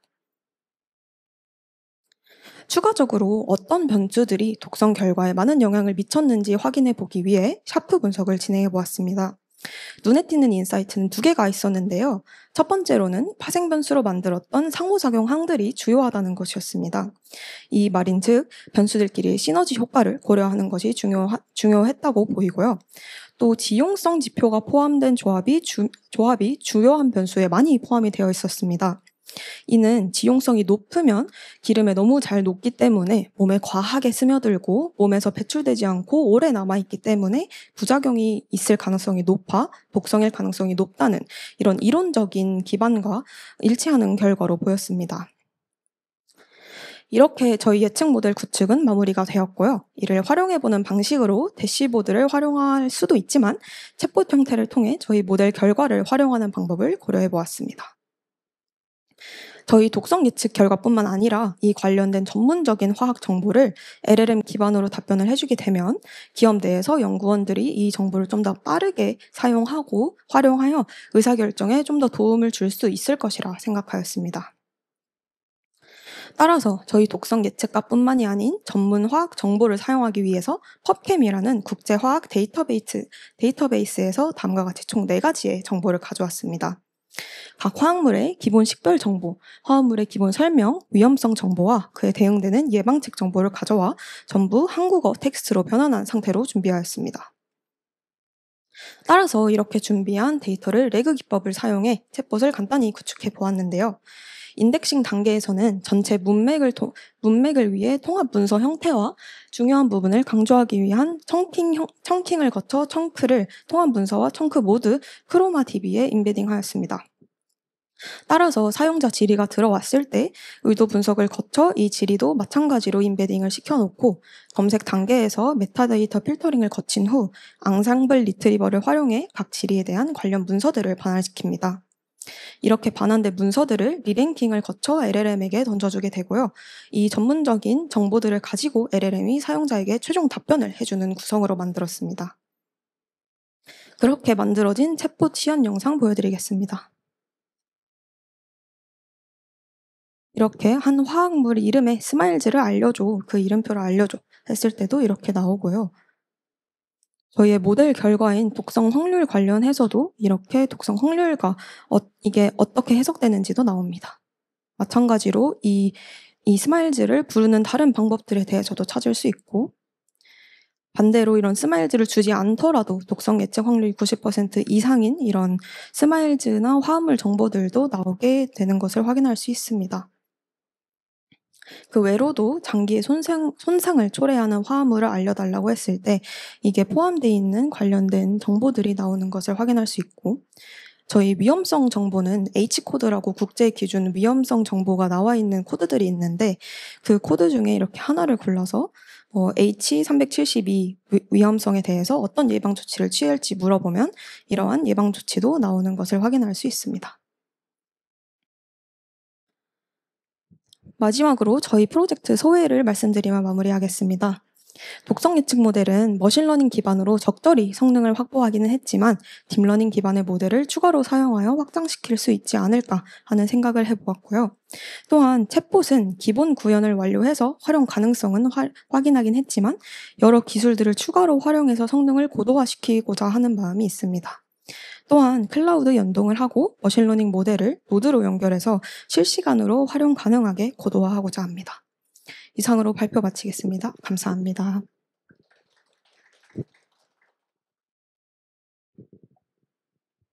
네, 질문이나 의견 있으시면 네, 말씀 부탁드리겠습니다.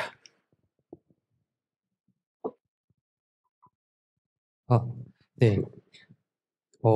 발표 초기에 이 프로젝트가 왜 필요하고 또 비즈니스적으로 가능하다면 이게 얼마 큰 돈이 되는지 명확히 말씀 주신 후에 또 스마일도 그렇고 핑거프린터 같이 도메인의 전문적인 사항들을 잘 풀어서 설명을 해주셔가지고 듣는 저도 이해가 정말 잘 됐습니다. 그리고 아마 다른 분도 느끼셨을 텐데 머신러닝을 활용하는 그 데이터 분석 플로우의 거의 교과서 같은 정말 단계별로 착착 잘 진행하시고 이 어펜딕스는 멘토님께서 이렇게 쓰라고 이렇게 하셨을까요? 뒤 어펜딕스요? 예. 아니요. 저희가 추가해서 넣어놨습니다. 대단하신데 정말 감사합니다. 예, 잘하셨습니다. 예. 감사합니다. 모델링 결과에 대해서 질문 한번 드리고 싶은데 네. 지금 결과 성능이 80%대잖아요. 네. 풀려고 하는 문제의 난이도가 있다 보니까 성능적으로는 충분히 잘 나왔지만 또 반대로 생각해 보면 현장에 도입하기에는 그 못 맞출 확률의 절대값이 마냥 낮지만은 않거든요. 네. 근데 이 상황에서 비즈니스 문제에 대해 대입을 해보면 신약 개발의 비용이 워낙 크니까 정밀도 관점에서는 비용 관점에서 좀 높은 시도만 확실하게 살려서 진행하자라고 생각할 수도 있을 거고 재현율 관점에서는 뭐가 최종 임상도 통과하고 허가 날지 모르니까 최대한 많이 단계 넘어가게끔 해보자라고 생각할 수도 있을 텐데 만약에 이 사내대회 평가 기준이 F1이 아니라 다 열려 있었다면 여기 팀에서 생각하시기에는 뭐가 더 조금은 더 적합하다라고 생각하시는지 여쭤보고 싶습니다. 사실 저희도 처음에 이렇게 사내대회 기준으로 F1 스코어가 이렇게 확실히 정해져 있다는 걸 모르고 저희끼리 처음 주제에 대해서 얘기를 해볼 때 아무래도 리퀄 쪽을 좀 더 강조해야 되지 않을까 생각을 했습니다. 전체 신약 개발 프로세스를 생각해보면 이 독성 예측하는 모델은 이 임상시험 전 단계입니다. 그래서 진짜 정말 많은 정말 수만 개의 화합물들 중에서 독성이 있는지 없는지를 판별해야 하는 것인데 여기서 독성이 있는 게 잘못 넘어가게 되면 거기서 드는 코스트가 좀 더 클 것이라고 생각을 했어요. 그래서 일단 가능하면 리퀄 쪽으로 가서 일단 넘기는 애들을 최대한 독성인 애들만 넘기자 쪽으로 처음에 생각을 했지만 이제 멘토님이 이제 기준점이 있어야 되고 사내대회 평가 방식을 좀 따르는 게 좋을 것 같다라고 말씀을 하셔서 F1을 가게 되었습니다. 그 기준을 제외하면은 지금 팀장님께서 주신 설명이 저도 설득될 정도로 굉장히 합리적이었던 것 같습니다. 감사합니다. 네, 감사합니다. 네, 발표 잘 들었습니다. 감사합니다. 몇 개 여쭤보고 싶은 게 있는데 캔버트를 사용하신 거는 캔버트 사전 학습 때 스마일즈 데이터로 학습이 돼 있어서 그걸 선택을 하신 걸까요? 네.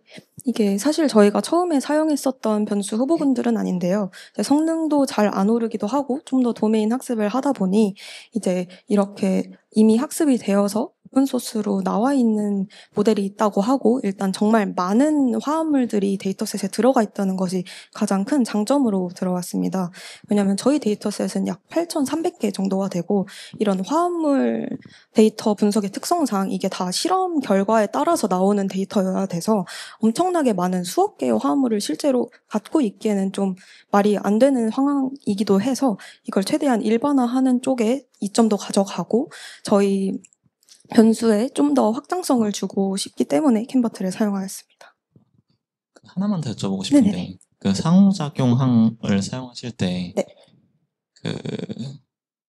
결국에 하나의 피처만 사용해서 선형 변환으로 다른 상호작용항을 만들 수 있는데 이거를 추가한 거랑 안 했을 때랑 혹시 성능 차이가 있었나요?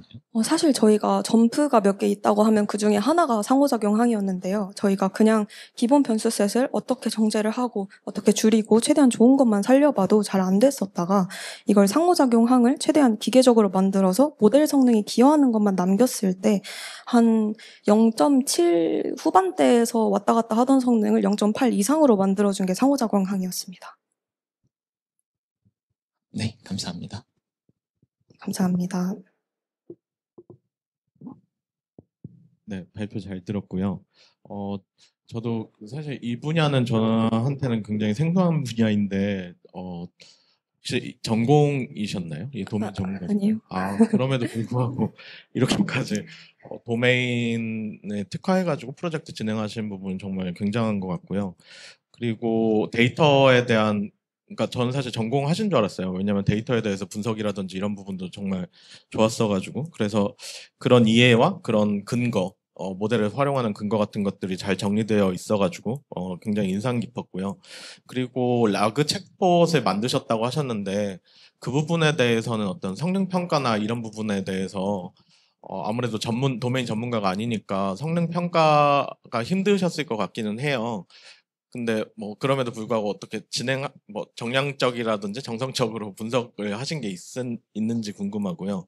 특히 아까 시퀀스 같은 게 나오는데 보통 LLM이 그런 부분에 대해서는 일련 번호라든지 시퀀스에 대해서는 좀 할루시네이션이 많이 발생되는 경향이 있거든요. 그래서 그런 할루시네이션에서도 뭐 발생하는 걸 확인을 하셨는지 그리고 나왔다면 어떻게 처리하면 좋을지 이런 부분에 대해서 좀 답변해 주시면 좋을 것 같습니다. 사실 저희가 챗봇 구축할 수 있는 기간이 길지는 않았고 저희도 그 팀원분이 중도에 이제 같이 챗봇을 하기로 했다가 이제 좋은 기회를 얻어서 나가게 돼서 저희가 많이 고도화를 지키진 못했습니다.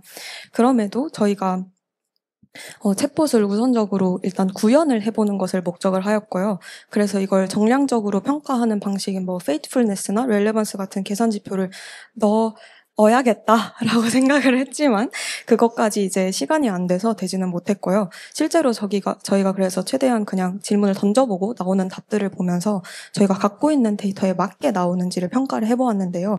할루시네이션 쪽보다는 약간 살짝 의미가 좀 달라지거나 너무 약간 그 비슷한 단어들이 약간 한국어 제가 느낌이 보기에는 이것도 대답해 줄 수 있을만 하지 않나 했는데 못 꺼내오는 이런 쪽에 오히려 문제가 조금 있었던 것 같고요. 그래서 차라리 저희가 아직 고도는 못했지만 검색하기 전 단계, 프리-리트리버 단계에서 멀티쿼리를 넣든지 해서 좀 더 확장시키는 쪽으로 고도화시키고 싶습니다. 말씀하신 것처럼 페이스풀니스라든지 그런 신뢰성 체크하고 그런 부분이 좀 수반되면은 굉장히 좀 더 풍부해질 것 같습니다. 네, 감사합니다. 수고하셨습니다.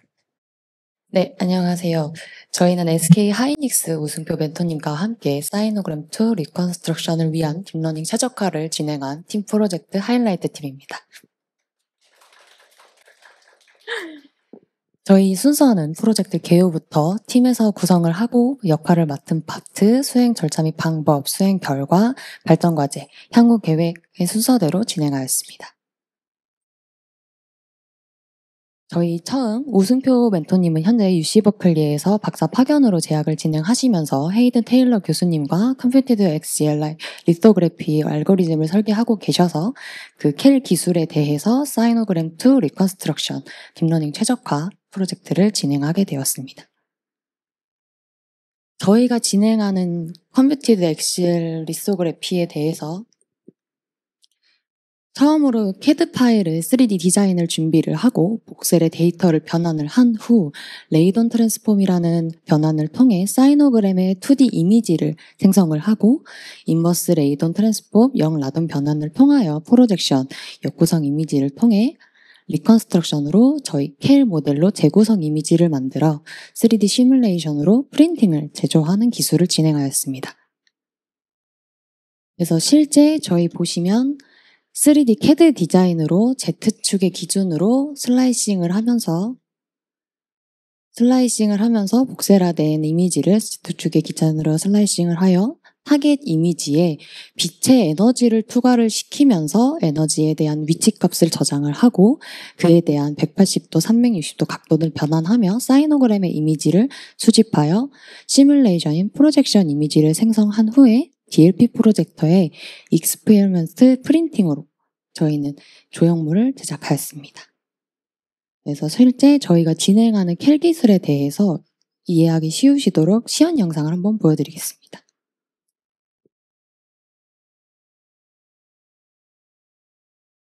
실제 저희 로댕에 생각하는 사람의 학습 모델을 CAD 디자인을 준비하여 Z축의 기준으로 슬라이싱을 하면서 저희 사이노그램의 이미지를 수집을 하고 360도 변환한 각도의 이미지 데이터를 수집을 하면서 DLP 프로젝터에 투과를 시켜 이 빛의 에너지를 투과를 시켜 이제 그 빛의 에너지 축적된 위치값을 통하여 해당 조형물의 실제 위치를 형상화하면서 액체 매질에 실제로 경화가 되어야 할 부분과 안 되어야 할 부분을 나누면서 저희의 3D 프린팅을 제조를 합니다. 그래서 이제 경화되지 않는 액체는 제거하고 경화된 제조물을 걷어내는 기술이 켈 기술이라고 생각해 주시면 될 것 같습니다. 그래서 실제 저희 프로젝터를 자세하게 보시면 위에 상단에 시간이 표시된 바와 같이 실제 3D 프린팅 기술에서 제일 초고속으로 제조가 되는 기술이며 실제 프린팅 기술에서는 지지대가 필요하지만 해당 기술은 지지대가 필요가 없는 기술이라고 이제 생각해 주시면 될 것 같습니다. 그래서 저희 켈 기술에 대해서 어떠한 예상 적용 산업 분야가 있을지 전망을 한번 시장 분석 보고서를 참고해서 분석해 보았는데요. 첫 번째로 항공 우주 분야, 반도체 분야, 헬스케어 분야, 수직 농장 분야에서 사용이 될 수 있는 시장 전망을 파악을 해 보았고요. 해당 시장 전망에서 현재 2023년 기준으로 23억 달러가 이제 전망이 되어 있고 2030년 전망으론 882억 달러, 즉 약 120조 원의 시장 전망을 파악하고 있습니다. 그래서 저희가 문제 정의를 배우면서 켈이란 도대체 어떤 기술로 정의를 해볼 수 있을까라고 생각을 해보았을 때 켈은 전 세계에서 초고속으로 3D 프린팅 시장의 성장을 이끄는 핵심 기술 중 하나로 그 중요성이 커질 것이라고 예상을 해보았고 그 예상을 한 기술에 대해 복셀, 사이노그램, 리컨스트럭션이라고 세 가지 키워드로 잡고 컨셉을 진행하였습니다. 그래서 처음에 진행하면서 보여드렸던 단계 중 컴퓨티드 엑셀 리소그래피에서 어떠한 한계점이 있을지를 함께 공부를 해보았을 때 레이던 트랜스폼이라는 라돈 변환이라는 3D 이미지에서 2D로 넘어가는 차원의 축소로 인해서 생기는 데이터 손실이 한계점이 있을 것 같다는 예상 논문을 보게 되고 그에 대해서 문제에 접근해보자 라고 저희가 정의를 내리면서 해당 사이노그램을 생성하는 부분을 최적화를 진행해보는 걸로 목표를 잡았습니다. 그래서 저희가 생각하는 현재의 한계점은 기존의 켈은 빛이 전체 매질을 통과하게 되면서 빛 에너지가 투과가 되었을 때 실제 빛이 에너지가 투과되면서 손실이 되는 에너지가 생각이 됐을 때 최종 결과물이 흐릿해지는 왜곡, 즉 아티팩트가 발생하여 프린팅 품질이 저하된 태생적인 한계를 가진다고 생각하였습니다. 그래서 저희가 잡은 세 가지의 목표로서 첫 번째 복셀 데이터의 공간적인 특징을 학습하는 딥러닝 네트워크를 설계하고 두 번째 목표로서 초기에 사이노그램을 입력을 받아 왜곡이 최소화된 사이노그램을 재구성을 해보자. 그리고 세 번째 목표로 리컨스트럭션 재구성을 통해 최적화 성능을 검증해보자 까지의 단계로 목표의 세 가지를 구성을 해보았고요. 현재적으로 이니셜 사이노그램을 최적화를 하여 고품질의 리컨스트럭션 결과물을 확보하기까지 해보는 컨셉으로 딥러닝 프로젝트를 진행을 해보았습니다. 그래서 저희는 사이노그램 딥러닝 기반의 이미지를 최적화를 하여 최적화된 리컨스트럭션으로 뽑아 가장 효율적인 켈의 방식을 생산해보자 라고 접근을 하였고요. 팀 구성 및 역할에서 저희가 실제 수행기관에서 진행한 기간에 대해서 이론 공부로 스터디와 문제 정의를 진행하고 데이터의 수집 및 전처리, 매트릭스 공부 및 설계, 대시보드 설계, 모델링의 설계, 모델링 실험, 까지의 10주차의 수행 기간을 진행하였습니다. 그래서 저희 팀원분들을 표현할 수 있는 캐릭터로서 저희 팀장님인 DS파트 진범님, DS파트 윤수님, 지금 발표자인 PM 및 BI를 맡고 있는 저와 그 다음 DA 아날로그 분석을 진행해 주신 진희님과 데이터 수집 관련된 데이터 엔지니어 혜원님으로 5명의 팀원으로 구성되었습니다. 그래서 실제로 저희가 데이터 전처리에 대해서 어떤 프리프로세싱을 진행을 하면 좋을까라고 한 부분에 레이돈 트랜스폼인 이 이니셜 사이노그램을 최대한 데이터를 수집을 해보자라고 하여 아까 저희가 보여드린 켈의 핵심적인 마스코트인 로댕에 생각하는 사람을 마인크래프트와 같이 복셀화를 한 디자인을 Z축으로 슬라이스를 하면서 복셀 데이터의 단면으로 이미지를 변환을 하고 그에 대한 데이터를 각 단면에 객체가 존재하는 위치를 1. 빈 공간을 0으로 이진화를 하며 넘파이 배열 형식으로 2D 이미지를 저장을 하고 그에 대한 이미지에 대해서 다양한 각도에서 레이돈 트랜스폼을 수행해서 사이노그램 이미지를 생성하는 단계를 진행해 보았습니다. 저희가 모델링의 수행의 절차에 앞서 어떠한 매트릭으로 저희가 평가 지표를 진행해보고 성능을 검증을 해볼 수 있을까를 고민해보면서 사실 이 켈을 기존으로 하면서의 연구에서 일반적으로 사용되는 평가 지표는 총 3가지가 있으며 PSNR, SSIM, VER이라는 지표가 있고 지금 첫 번째 PSNR의 경우에는 원본 이미지와 결과 이미지의 각 픽셀 값의 차이를 기반으로 계산을 하는 지표여서 그에 대한 수치적인 정량적인 효과를 볼 수 있다고 생각을 했으며 SSIM 같은 경우에는 휘도, 즉 빛의 밝기, 대비, 구조 3가지 요소를 종합해서 보았을 때 원본 이미지의 결과가 실제 사람의 눈으로 얼마나 유사하게 측정을 할 수 있는지에 대한 지표로서 2번째 지표를 확인해 보았고요. 3번째 VER로서 목표 영역 외의 영역에서의 아까 영상에서 보셨듯이 경화가 되는 젤화 비율로 출력 형상의 정확도를 평가하기 위해 사용하는 지표 총 3가지의 지표를 확인해 보았고 저희 모델링에 적합한 지표를 어떤 걸로 잡아볼까라고 고민을 해보면서 첫 번째로 네트워크 학습을 위해 사용한 평가 지표로서 마스킹을 시작한 마스크드 MSE 실제 MSE는 기존에 사용하던 PSNR 지표와 유사하지만 더 간단한 지표로서 픽셀 간의 유사도를 통해 평가를 하기 위해서 기존의 MSE의 마스킹을 추가한 성능 평가에 이용을 하였습니다. 그래서 아래에 보시는 이미지와 같이 실제 저희가 조형모로 비춰볼 타겟 이미지와 재구성을 해볼 이미지에 관해 그 흐릿해지는 외곽에 대한 마스킹 영역을 설정하여 실제적으로 빛이 들어와야 될 곳을 타겟을 1, 외곽을 0.8, 그 외에는 0으로 둠으로써 원본과 재구성의 차이의 픽셀 값을 계산해보는 지표를 하나를 보았고요. 2번째로 마스크드 SSIM이라고 해서 아까 말씀드린 3가지의 구성 요소에서 이미지의 유사도를 평가할 수 있는 값을 얼마나 가깝게 해볼 수 있는지 아래의 이미지 순서와 같이 또 마스킹의 영역을 설정하여서 저희에게 맞춘 성능 지표 2번째 지표를 만들어 보았고요. 3번째로서는 말씀드린 외곽의 중심에서 타겟인 영역과 타겟이 아닌 영역을 어떻게 더 잘 비교를 해볼 수 있을까라고 판단을 하면서 가장자리 영역과 가장 인접한 타겟이 아닌 저희가 실제로 경화시키지 않아야 할 그 영역에 대한 재구성 이미지의 값을 비교하는 수치 매트릭스 오브 로스로서 서페이스 컨트라스트로 외곽의 대비를 얼마나 줄 수 있는 지표로 쓸 수 있는지 세 번째 지표로 설정하였습니다. 그래서 해당 통합 지표에 대해서 해당 수식을 참고해 주시면 될 것 같습니다.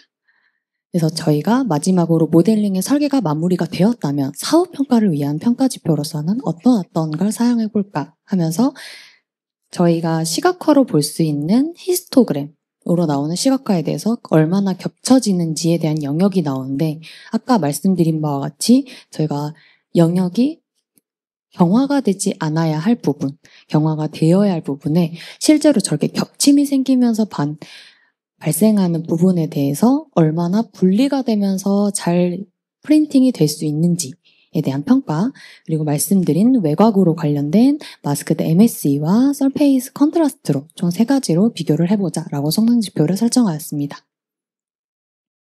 그래서 저희가 딥러닝에 어떤 최적화를 이론 적용을 해볼 수 있을까라고 해서 3단계로 진행을 하였고, 인풋 이미지에 대한 이니셜 사이노그램을 기본 프로젝션 세트로 딥러닝 모델의 입력값으로 제공을 하고, 아웃풋에 대한 두 가지가 나오는데, 저희가 생각한 사이노그램의 최적화된 이미지, 그리고 최적화된 이미지를 입력하면서 얼마나 더 성능이 좋아진 고품질의 리컨스트럭션 재구성 이미지로 뽑아볼 수 있을까라는 두 번째의 아웃풋을 설정을 하여 저희의 프로젝션 세트를 새롭게 생성하고 프로젝션 세트의 결과물을 얼마나 좋은 품질의 시뮬레이션으로 통해 검증할 수 있는지의 단계를 비교해 보았습니다. 그래서 저희의 레거시 모델로 인코더와 디코더로 이루어진 알파벳 U와 같은 생김새를 사용한다고 한 유넷 모델의 기반으로 컨셉을 잡았고요. 그에 대해 저희가 시작한 차별점은 맥스풀링 대신에 사이노그램이라고 했을 때 저희가 말씀드린 공간적인 정보가 있기 때문에 그 정보를 얼마나 더 학습할 수 있게 맞춰진 모델링을 찾아보다 인코더와 디코더가 결합이 된 저희 레거시 모델은 유넷 모델로 컨볼루션 2D를 스트라이드로 이용해서 이미지 축소를 시키고 다시 고품질의 이미지로서 올려보는 단계를 진행을 해보았습니다. 그리고 저희가 프로포절 모델로 만들어본 멀티 디멘셔널 프로젝팅이라고 해요. MDC 모델로서 사실 아까 2D 컨볼루션만 사용을 하고였는데 저희는 1D 컨볼루션까지 혼합을 한 이중 인코더 사이노그램의 특징에 최적화된 모델을 한 번 더 설계를 해보았고 복셀의 그라운드 트루스 입력을 통해 학습 보조로 활용을 해보았고요. 저희 기존 예측 분류 모델과 달리 Y의 트루 값인 캐드 복셀 값을 가지고 있기 때문에 Y2의 정보를 활용하여 학습을 해보았습니다. 그래서 저희가 실제로 해당 캘 기술을 가지고 실제 상용화를 해본다면 어떠한 기술로서 실행해 볼 수 있는지 대시보드를 생성해 보아서 저희가 진행해 본 영상 한번 보여드리도록 하겠습니다. 실제 저희 STL 값을 넣고 그에 해당하는 파라미터 값이 제공이 되고 해당 계산값이에요. CPU도 사용할 수 있고 GPU도 사용할 수 있는 서비스로 대해서 처리 실행을 거치고 저희가 미리 보기로서 어떠한 이미지로 생성이 될 수 있는지 최종 결과물을 볼 수 있는 이미지 대시보드를 본 후에 해당 이미지에 대해서 어떠한 로그 값을 가지는지에 대한 로그 페이지로 들어가서 실제 어떤 넘파이 값으로 저장이 되었는지, 어떠한 각도 값으로 생성이 되었는지, 어떠한 에러 값으로 수렴이 되고 잘 있는지에 대해서까지의 대시보드를 만들어 보았습니다. 마지막 저희가 딥러닝을 진행하고 수행한 결과에 대해서 설명해 드리도록 하겠습니다. 저희가 말씀드린 재구성한 이미지를 보았을 때 물체 내 에너지 분포가 고르고 경계가 뚜렷할수록 좋다라는 결과를 가지고 있기 때문에 실제로 저희가 라돈 트랜스폼을 해보았을 때 타겟 물체의 중심이 멀어질수록 급격한 에너지의 차이가 발생하기 때문에 첫 번째 이미지와 같이 선명하지 않은 이미지, 두 번째로는 어느 정도의 최적화시킬 수 있는 윈도우 함수를 이용하여 만들어 보았을 때 최적화 이미지를 만들지만 아직 타겟 물체에 대한 경계가 모호한 상황이기 때문에 저희가 프로포절 제안한 모델링을 더 거쳐가면서 타겟 물체의 에너지가 고르게 분포를 하고 경계가 더 뚜렷하여 실제적으로 경화가 잘 되게끔 하는 모델로 만들어 보았습니다. 그래서 저희가 실제로 아까 이전에 말씀드린 것과 같이 매트릭스를 단일 지표도 있고 혼합 지표도 사용을 해보면서 실제 에너지의 로스 값을 수렴을 해보면서 로스 값이 얼마나 최소화가 될 수 있는지를 비교를 해보았고요. 실제 저희가 컨셉을 잡았던 레거시 모델인 유넷 모델의 에너지 수렴 그래프고 오른쪽에 이미지를 보시면 저희가 실제적으로 프로포절로 설계를 해본 MDC에 대한 모델에 대한 에너지 수렴 값을 볼 수 있는데 에너지 수렴 값은 MDC가 훨씬 더 깔끔하게 나오는 것을 볼 수 있었습니다. 그래서 저희가 평가 지표로 말씀드린 히스토그램에 대해서 경화가 되지 않아야 할 부분을 정말 잘 고르게 구분을 하고 있는지 지표들을 비교를 해보면서 히스토그램을 추출을 해보았고요. 이렇게 세 가지의 평가 지표들을 보여드리면서 단일 지표인 MSE로 보는 지표의 값, 혼합 지표 1, 혼합 지표 2, 그래서 MSE, SSIM, SC, 제가 아까 말씀드렸던 서페이스 컨트라스트까지 혼합이 된 지표를 보았을 때 실제적으로 마지막 혼합 지표가 모든 최종적으로 믹스된 매트릭스는 정말 실제적으로 결과값이 많이 구분이 되어서 경화되지 않아야 할 부분이 실제적으로 잘 타겟이 되고 있다. 라고 저희가 시각으로 볼 수 있었습니다. 그래서 프로포절 모델까지는 또 얼마나 유넷과 다르게 학습이 되었는지를 볼 수 있었는데요. 이전과 다르게 보이시는 부분에 대해서 유넷에는 경화가 되지 않는 부분과 경화가 되는 부분에 대해서 값이 약간은 조금은 작은 것 같고 실제적으로 입체적인 부피감을 나타낼 수도 있는데 비교를 해보시는 바와 같이 입체감이 많이 다르다는 것도 보실 수 있고 많이 구분이 빨리빨리 벌어져서 실제 경화되지 않는 부분까지 잘 구분을 하고 있구나. 저희가 그래서 잘 학습을 시켰구나 라고 판단을 할 수 있었습니다.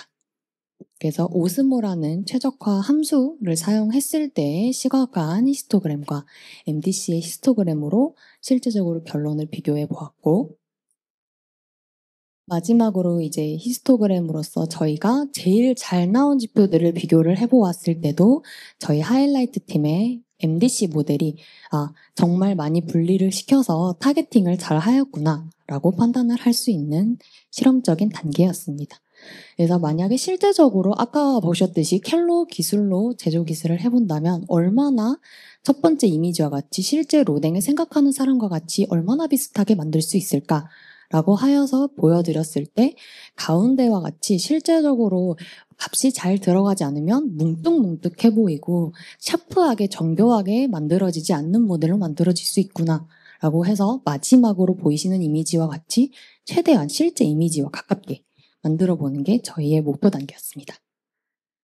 그래서 저희가 유넷 모델로 구분을 해보았을 땐 혼합 지표 2에 대한 MSE, SSIM, SC가 모두 포함된 로스 값이 최소화가 되는 게 보이긴 하였으나 저희가 안타깝게도 GPU를 사용하면서 사용하는 데이터의 양이 좀 많음에 있어서의 GPU 서버 이슈의 계산량이 있어서 아쉽게도 시간의 부족함이 있어서 이것까지는 아직은 비교를 해보지 못했던 게 하나의 아쉬운 점이라고 생각할 수 있겠습니다.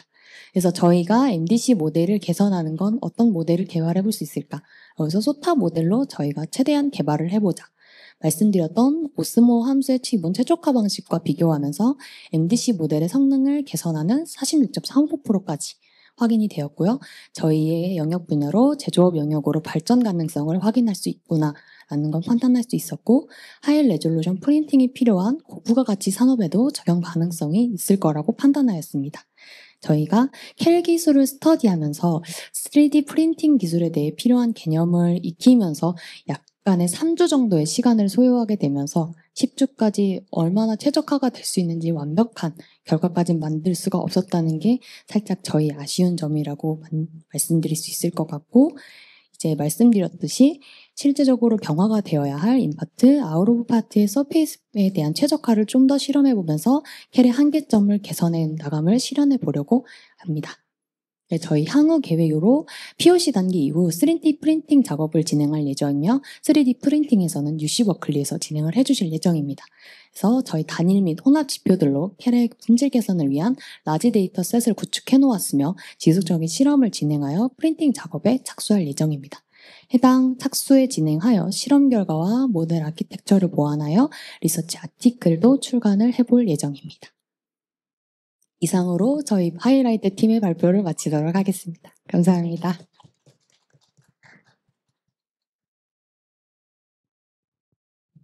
네. 주연님 전공자신 건가요? 아닙니다. 사실 이게 발음하기도 어려운 용어도 많고 이 다이어그램도 되게 연속적으로 계속 나오는데 설명 너무 잘해 주셔가지고 들으면서 저도 공부가 되는 느낌이었습니다. 발표 잘 들었습니다. 그 AI 뭐 전공자들은 뭐 그렇게 생각 안 할 텐데 사회 전반적인 관점에서는 사실 챗GPT 전후로 나뉜다고 해도 과언이 아닌 것 같아요. 근데 그 챗GPT가 나온 지 아직 3년이 채 안 됐거든요.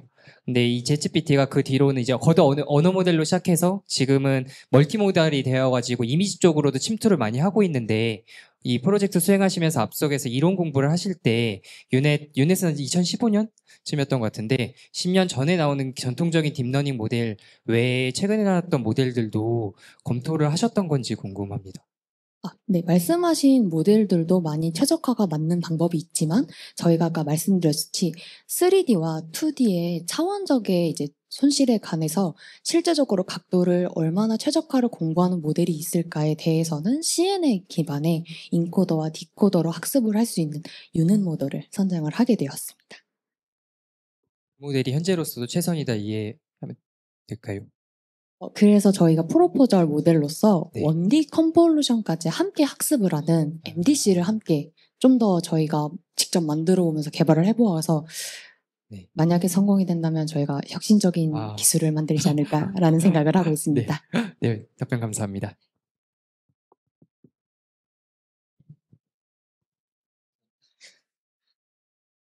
네, 발표 잘 들었습니다. 진짜 논문 쓰시는 것처럼 진행되는 게 참 좋았던 것 같고 이렇게 여쭤보고 싶은 게 있는데 네, 그 매트릭 쓰실 때 네. 마스크드 MSE 사용하셨는데 네. 마스킹은 혹시 왜 진행하는 건지 알 수 있을까요? 저희가 그 마지막 3D 구현하는 이 쉽게 말씀드린 이미지와 같이 실제 저희가 활용할 모델에 대해서 이미지는 엄청 정교합니다. 근데 이 정교함을 나타내는 데 대해서는 이전 문제 정의와 같이 텔에서는 실제적으로 태생적인 한계를 갖고 있기 때문에 이 표면 또는 빛의 에너지가 좀 더 누실되는 곳을 더 얼마나 잘 투영을 해볼 수 있을까라는 부분 때문에 외곽에서 누실이 발생이 되는 경우가 좀 많습니다. 그렇기 때문에 아까 말씀드렸듯이 면이 닿는 이미지에 대한 외곽을 저희가 타겟을 하였고 그 마스크드 이미지가 된 타겟 영역을 얼마나 더 빛이 실제로 들어와야 해 라고 학습을 시켜서 그 영역에는 빛이 들어와서 조형이 되게끔 여기에 위치값이 있다고 너가 꼭 학습을 하길 바래 라는 생각으로 저희가 이제 마스크드 MSE, 마스크드 SSIM 이런 부분을 공부를 해보게 되었습니다. 혹시 그 마스킹 네. 안 한 매트릭 사용하는 것도 비교를 해보셨을까요 혹시? 네. 그런 부분도 있었기 때문에 저희가 말씀드린 히스토그램이 점점 벌어지면서 실제로 여기가 결합되지 않아야 되는 부분이구나. 여기가 실제로 굳어져야 되어야 할 부분이구나. 이런 부분이 실제적으로 히스토그램으로 시각화가 되었기 때문에 저희가 이런 부분의 믹스 혼합 지표를 사용하는데 성공적인 방법을 진행을 해볼 수 있었구나라고 판단할 수 있었습니다. 혹시 그 이어져서 좀 네. 궁금했던 게 있었는데 네. 32페이지에서 좀 네. 그 상하 방향으로 저희 제안해주신 방법에서 물체와 좀 관련 없는 그림자 같이 좀 노이즈가 있는데 그 부분도 그러니까 저 물체 부분만 보면 돼서 저 부분은 크게 연관이 없는 부분인 건가요? 그러면? 네, 말씀하셨듯이 지금 저렇게 뭔가 초록색과 노란색으로 나누어지는 것 같은데 빛의 에너지가 정말 잘 쌓이면 저렇게 노란 부분만 나오게 됩니다. 그런데 빛이 에너지를 실제적으로 액체를 통하면서 투과를 하게 될 경우엔 에너지가 손실이 되고 실제적으로 값이 많이 쌓이는 곳엔 좀 더 너무 많이 쌓이게 돼서 굳어지지 않아야 될 부분인데 굳어지는 값이 생겼구나. 그럼 여길 굳혀야겠네? 라고 또 판단을 할 수 있기 때문에 저희가 그런 부분들을 최소한으로 줄여보고자 하는 게 저희의 목표였습니다. 저 하나만 더 여쭤볼게요. 네. 리서치적으로 발표할 좀 계획도 있으시다고 들었는데 네. 그 부분, 그 관점에서는 기존 방법들이랑 차이가 뭐라고 생각하시는지 궁금해요. 기존 방법과 차이에 대해서는 실질적으로 저희가 이전에 말씀드렸다시피 프로포절 모델은 1D 컨볼루션을 복합적으로 사용한다라는 개념도 있지만 실제적으로 저희가 원래는 사이노그램의 입력값은 이렇게 돼라고 하는데 그게 아닌 부분이 있을 수 있기 때문에 실제적인 y의 트루 값을 계속적으로 반복적으로 진행을 해서 원본 실제적으로 손실이 될 수 있는 사이노그램에 대해서 데이터 값은 이렇게 손실되면 않아야 해 라는 부분으로 저희가 접근을 하고 있었기 때문에 사실상 3D에서 2D를 나눠지는 데에 대한 차원 축소에서 조금 더 공간감정 개념인 2.5 디멘저널에서 어떠한 식으로 공간을 좀 더 정보를 학습해 볼 수 있을까라고 저희가 문제집을 정의를 하면서 판단을 하였기 때문에 Y값도 실제로 쓸 수 있어서 저희가 갖고 있는 CAD의 디자인의 값도 Y값으로 쓸 수 있어서 실질적으로 더 가깝게 최적화를 해가면서 하는 방향성을 조금 다르게 생각해 보았다고 생각을 해볼 수 있습니다. 복셀 GT를 입력으로 주는 아키텍처가 저 함께 쓰는 아키텍처가 기존에 없었다는 말씀이신 거죠? 네, 맞습니다. 감사합니다.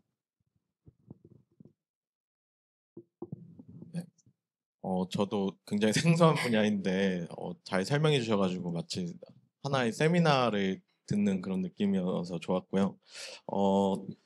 제가 궁금한 거는 이게 결국은 결과가 경계가 뚜렷할수록 좋은 결과라고 그렇게 말씀하셨는데 거기에만 좀 더 포커싱한다면은 제가 사실 유넷을 직접 모델링 한 적은 없지만 이게 재구축하는 말씀하셨듯이 재구축하는 특성이 있는 거잖아요. 근데 그 부분에 좀 더 노이즈를 믹싱해가지고 입력에다가 값을 넣는다면은 디노이징하는 메커니즘까지 같이 학습을 한다면은 앞에서 말씀드렸던 경계가 좀 더 뚜렷하게 만드는 그러니까 만약에 손실되거나 이런 노이즈가 있는 부분도 좀 더 재구축할 수 있는 그런 어, 능력이 있는 아키텍처로서 이제 디노이징 메커니즘이 적용이 된다면 좀 더 좋지 않을까 싶어가지고 그냥 네 그런 생각을 했는데 어떻게 생각하시는지 네, 궁금합니다. 좋은 말씀 감사합니다. 안 그래도 이제 위원님께서 말씀하신 아이디어를 제가 생각해 보아서 논문을 하나 검색을 해보았습니다. 그래서 실제로 말씀하셨듯이 사이노그램의 공간 갑적을 일부러 압축을 시켜서 행의 데이터를 삭제를 합니다. 2배, 4배, 6배, 8배. 그래서 1500행을 대해서 뭐 2배에 대해서 쭉쭉쭉쭉 압축을 해나가면서 실제로 노이즈가 없어. 그래서 엄청 손실된 사이노그램의 입력 정보야 라고 입력을 시킵니다. 근데 이거는 실제로 이미지의 데이터를 찾아갈 수 있는 게 아니라 그냥 보관에 이러한 정보가 있다라고 치팅을 하면서 학습을 시켰던 논문이었기 때문에 저희가 말씀드렸던 타겟에 대해서 얼마나 정확하게 타겟팅을 해갈까 라는 목표 정의와는 살짝 달랐다고 생각을 해서 그 부분에 대해서 좀 더 리서치도 해보고 설계도 해보면서 모델링 작업을 좀 진행해 보려고 합니다. 네, 많은 고민을 하시고 진행을 하셨군요. 네. 네, 좋은 발표 감사합니다.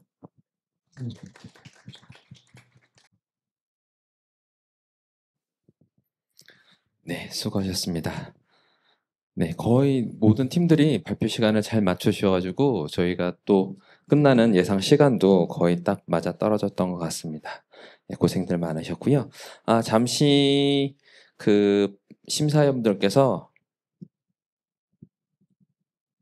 점수와 발표평을 좀 정리하는 시간을 잠깐만 갖도록 하고요. 그래서 10분 정도 잠깐 정리를 하고 4시 20분부터 다시 한번 좀 심사위원분들 개개인별로 그 총평도 함께 좀 들으면서 마무리를 하도록 하겠습니다. 예. 10분 후에 4시 20분부터 시작하도록 하겠습니다. 예, 잠시 후에 다시 뵙겠습니다. 네. 방금 심사위원분들의 심사가 모두 모아졌고요. 예. 네, 굉장히 막상막하의 예, 점수들이 나왔네요. 네, 심사 결과 발표에 앞서서 오늘 참석해 주셨던 그 세 분의 심사위원분들의 각자 그 개별적인 총평을 한 번씩 좀 들어보고 최종 심사 결과를 발표하도록 하겠습니다. 네, 혹시 한 번씩 마이크 잡고 말씀 부탁드리겠습니다. 네, 오늘도 역시 굉장히 저는 마치 도메인 전문가분들인 줄 알았어요. 이게 사실 이런 특화된 도메인에 대해서 프로젝트를 진행하는 게 굉장히 어려울 텐데도 불구하고 뭐 전처리도 되게 열심히 하시고 그리고 도메인에 대한 리서치도 굉장히 열심히 하셔가지고 좀 프로젝트 자체가 결과도 되게 잘 나온 것 같아서 정말 고생하셨다는 말씀을 드리고 싶고요. 네, 저도 오늘 많이 배워가는 그런 자리였던 것 같습니다. 네, 감사합니다. 네, 정말 저도 많이 배워가는 자리였던 것 같고요. 사실 데이터만 살펴보기도 그렇게 길지 않은 시간이었을 것 같은데 모델링까지 다들 되게 꼼꼼하게 잘 해주신 것 같아서 저는 예전에 그렇게 못했던 것 같은데 되게 잘 하고 계시다는 생각이 들었고 이렇게 살펴보셨던 거나 그 프로젝트 하시면서 짚고 가셨던 부분들도 나중에 일을 하실 때도 도움이 많이 되실 것 같다는 생각이 들었습니다. 고생하셨습니다.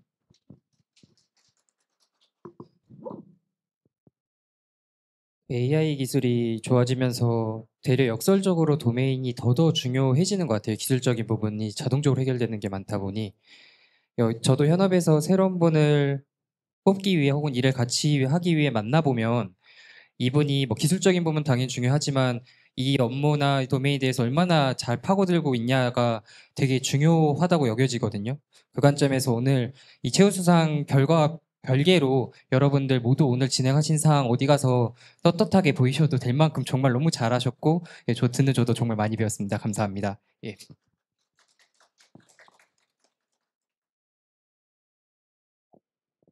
네, 심사위원 세 분께서 말씀해 주셨듯이 10주가 좀 안 되는 시간 동안 데이터를 들여다보시고 또 거기에 필요한 또 도메인 공부도 같이 하시고 굉장히 바쁘게 지내신 거를 제가 곁에서 몸소 지켜봤기 때문에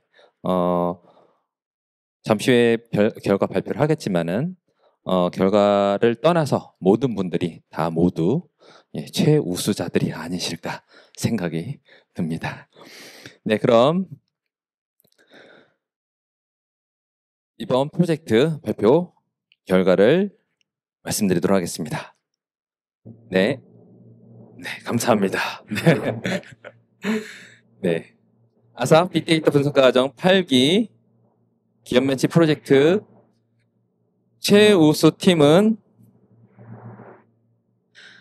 하이라이트입니다. 박주연, 남윤수, 윤진희, 이진범, 이혜원님 그리고 SK 하이닉스와 연계해서 발표를 진행했습니다. 잠시 시상이 있으니까는 5분 모두 팀원 앞으로 나와주시기 바라겠습니다. 이번 시상은 신한카드 이일섭 위원님께서 해주시겠습니다.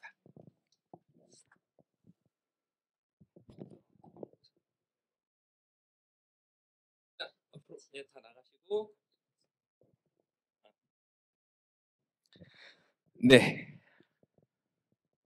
빅데이터 분석가 과정 8기 최우수상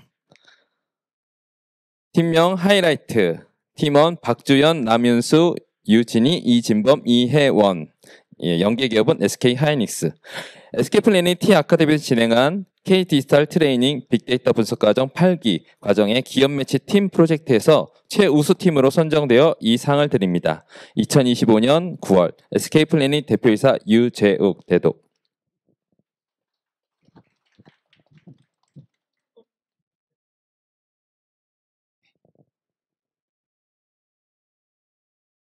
다시 한번 박수 좀 부탁드릴게요.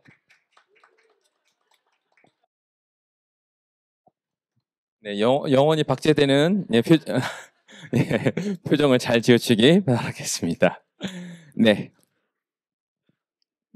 사진 찍으셨나요? 네, 알겠습니다. 시상은 마치도록 하겠습니다. 감사합니다. 계속 수료증 쪽 배부가 있어서 한 번만 더 도와주시기 부탁드리겠습니다.